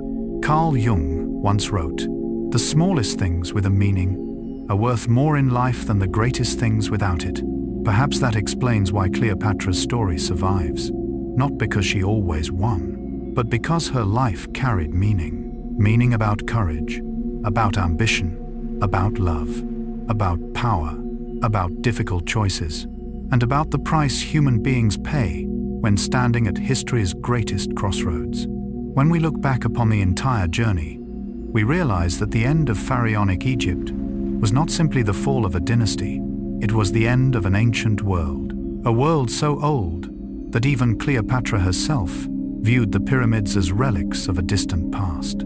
Yet as Jung often reminded us, no ending is ever entirely an ending. Every conclusion plants the seeds of a new beginning. The end of pharaonic Egypt opened the door to the Roman age, and the end of Cleopatra's life gave birth to something else, a legacy, a legend, a living memory that has endured for more than 2 millennia, the legacy of Cleopatra. There is a fascinating question that history quietly asks us. What truly defines victory? Is it keeping a throne, expanding an empire, defeating one's enemies? Or is it something deeper? When we look at Cleopatra's life, the question becomes especially thought-provoking. By the usual standards of history, she failed. She lost her kingdom, lost her allies, lost her family, lost her power, lost nearly everything a ruler strives to protect. And yet, more than 2,000 years later, her name remains more alive than countless kings who won every battle they fought. That paradox is what makes Cleopatra one of the most fascinating figures in human history. Carl Jung once wrote, "Your vision will become clear only when you can look into your own heart." Perhaps to understand Cleopatra's legacy, we must look beyond the surface as well. For centuries, her image was reduced to a simple stereotype, a beautiful woman, a seductive queen, a character in famous love stories. But that is only the outermost layer of her story. If beauty had been her only gift, she would never have survived in the brutal political world of her time. She would not have kept her throne through civil wars, would not have negotiated with Julius Caesar, would not have forged alliances with Mark Antony, would not have governed one of the most complex cities of the ancient world, would not have maintained power for nearly 2 decades during one of the most turbulent eras of Mediterranean history. What made Cleopatra extraordinary was not her appearance, it was her intellect, her ability to see what others overlooked, her adaptability, her understanding of human nature. Jung believed that one sign of psychological maturity is the ability to look beyond simple assumptions. And perhaps that is exactly what modern history has begun to do with Cleopatra. Rather than seeing her as a symbol of beauty, we increasingly see her as a complete human being. A strategist, a diplomat, a leader, a woman forced to make impossible decisions in extraordinarily dangerous times. And perhaps that is her greatest legacy. Not that she never failed, but that she continued to act despite uncertainty, continued to lead despite overwhelming odds, continued to defend what she believed mattered, even when history itself seemed to move against her. Perhaps that is why her story still speaks to us today, because every human life eventually encounters change, loss, uncertainty, the closing of chapters, and when those moments arrive, Cleopatra still has something to teach us. That dignity can survive defeat. That meaning can survive loss. That a life is measured not by how much we keep, but by how we choose to live. More than 2,000 years have passed since Cleopatra looked upon the waters of the Nile. Empires have risen and fallen. Cities have appeared and disappeared. Generations have come and gone. Yet her story remains. Not because she conquered the world, but because she touched something timeless within the human soul. And perhaps, when viewed across the vast distance of history, that is the most enduring victory of all. Not victory on the battlefield, not victory in a palace, but victory over oblivion. And so the story of Cleopatra comes to an end, not with the clash of swords, not with the collapse of walls, but with a quiet truth that every empire eventually passes away. Every form of power fades. Yet stories that touch the human spirit continue to live, from one generation to the next, like the Nile flowing through the desert, like the stars shining above the night sky, and like the name Cleopatra, still remembered after more than 2,000 years, not as a queen who was lost, but as an enduring symbol of history, courage, resilience, and the remarkable strength of the human spirit. And now, as our journey with Cleopatra gently comes to its final moments, let us allow the echoes of ancient Egypt to settle softly into the silence of the night.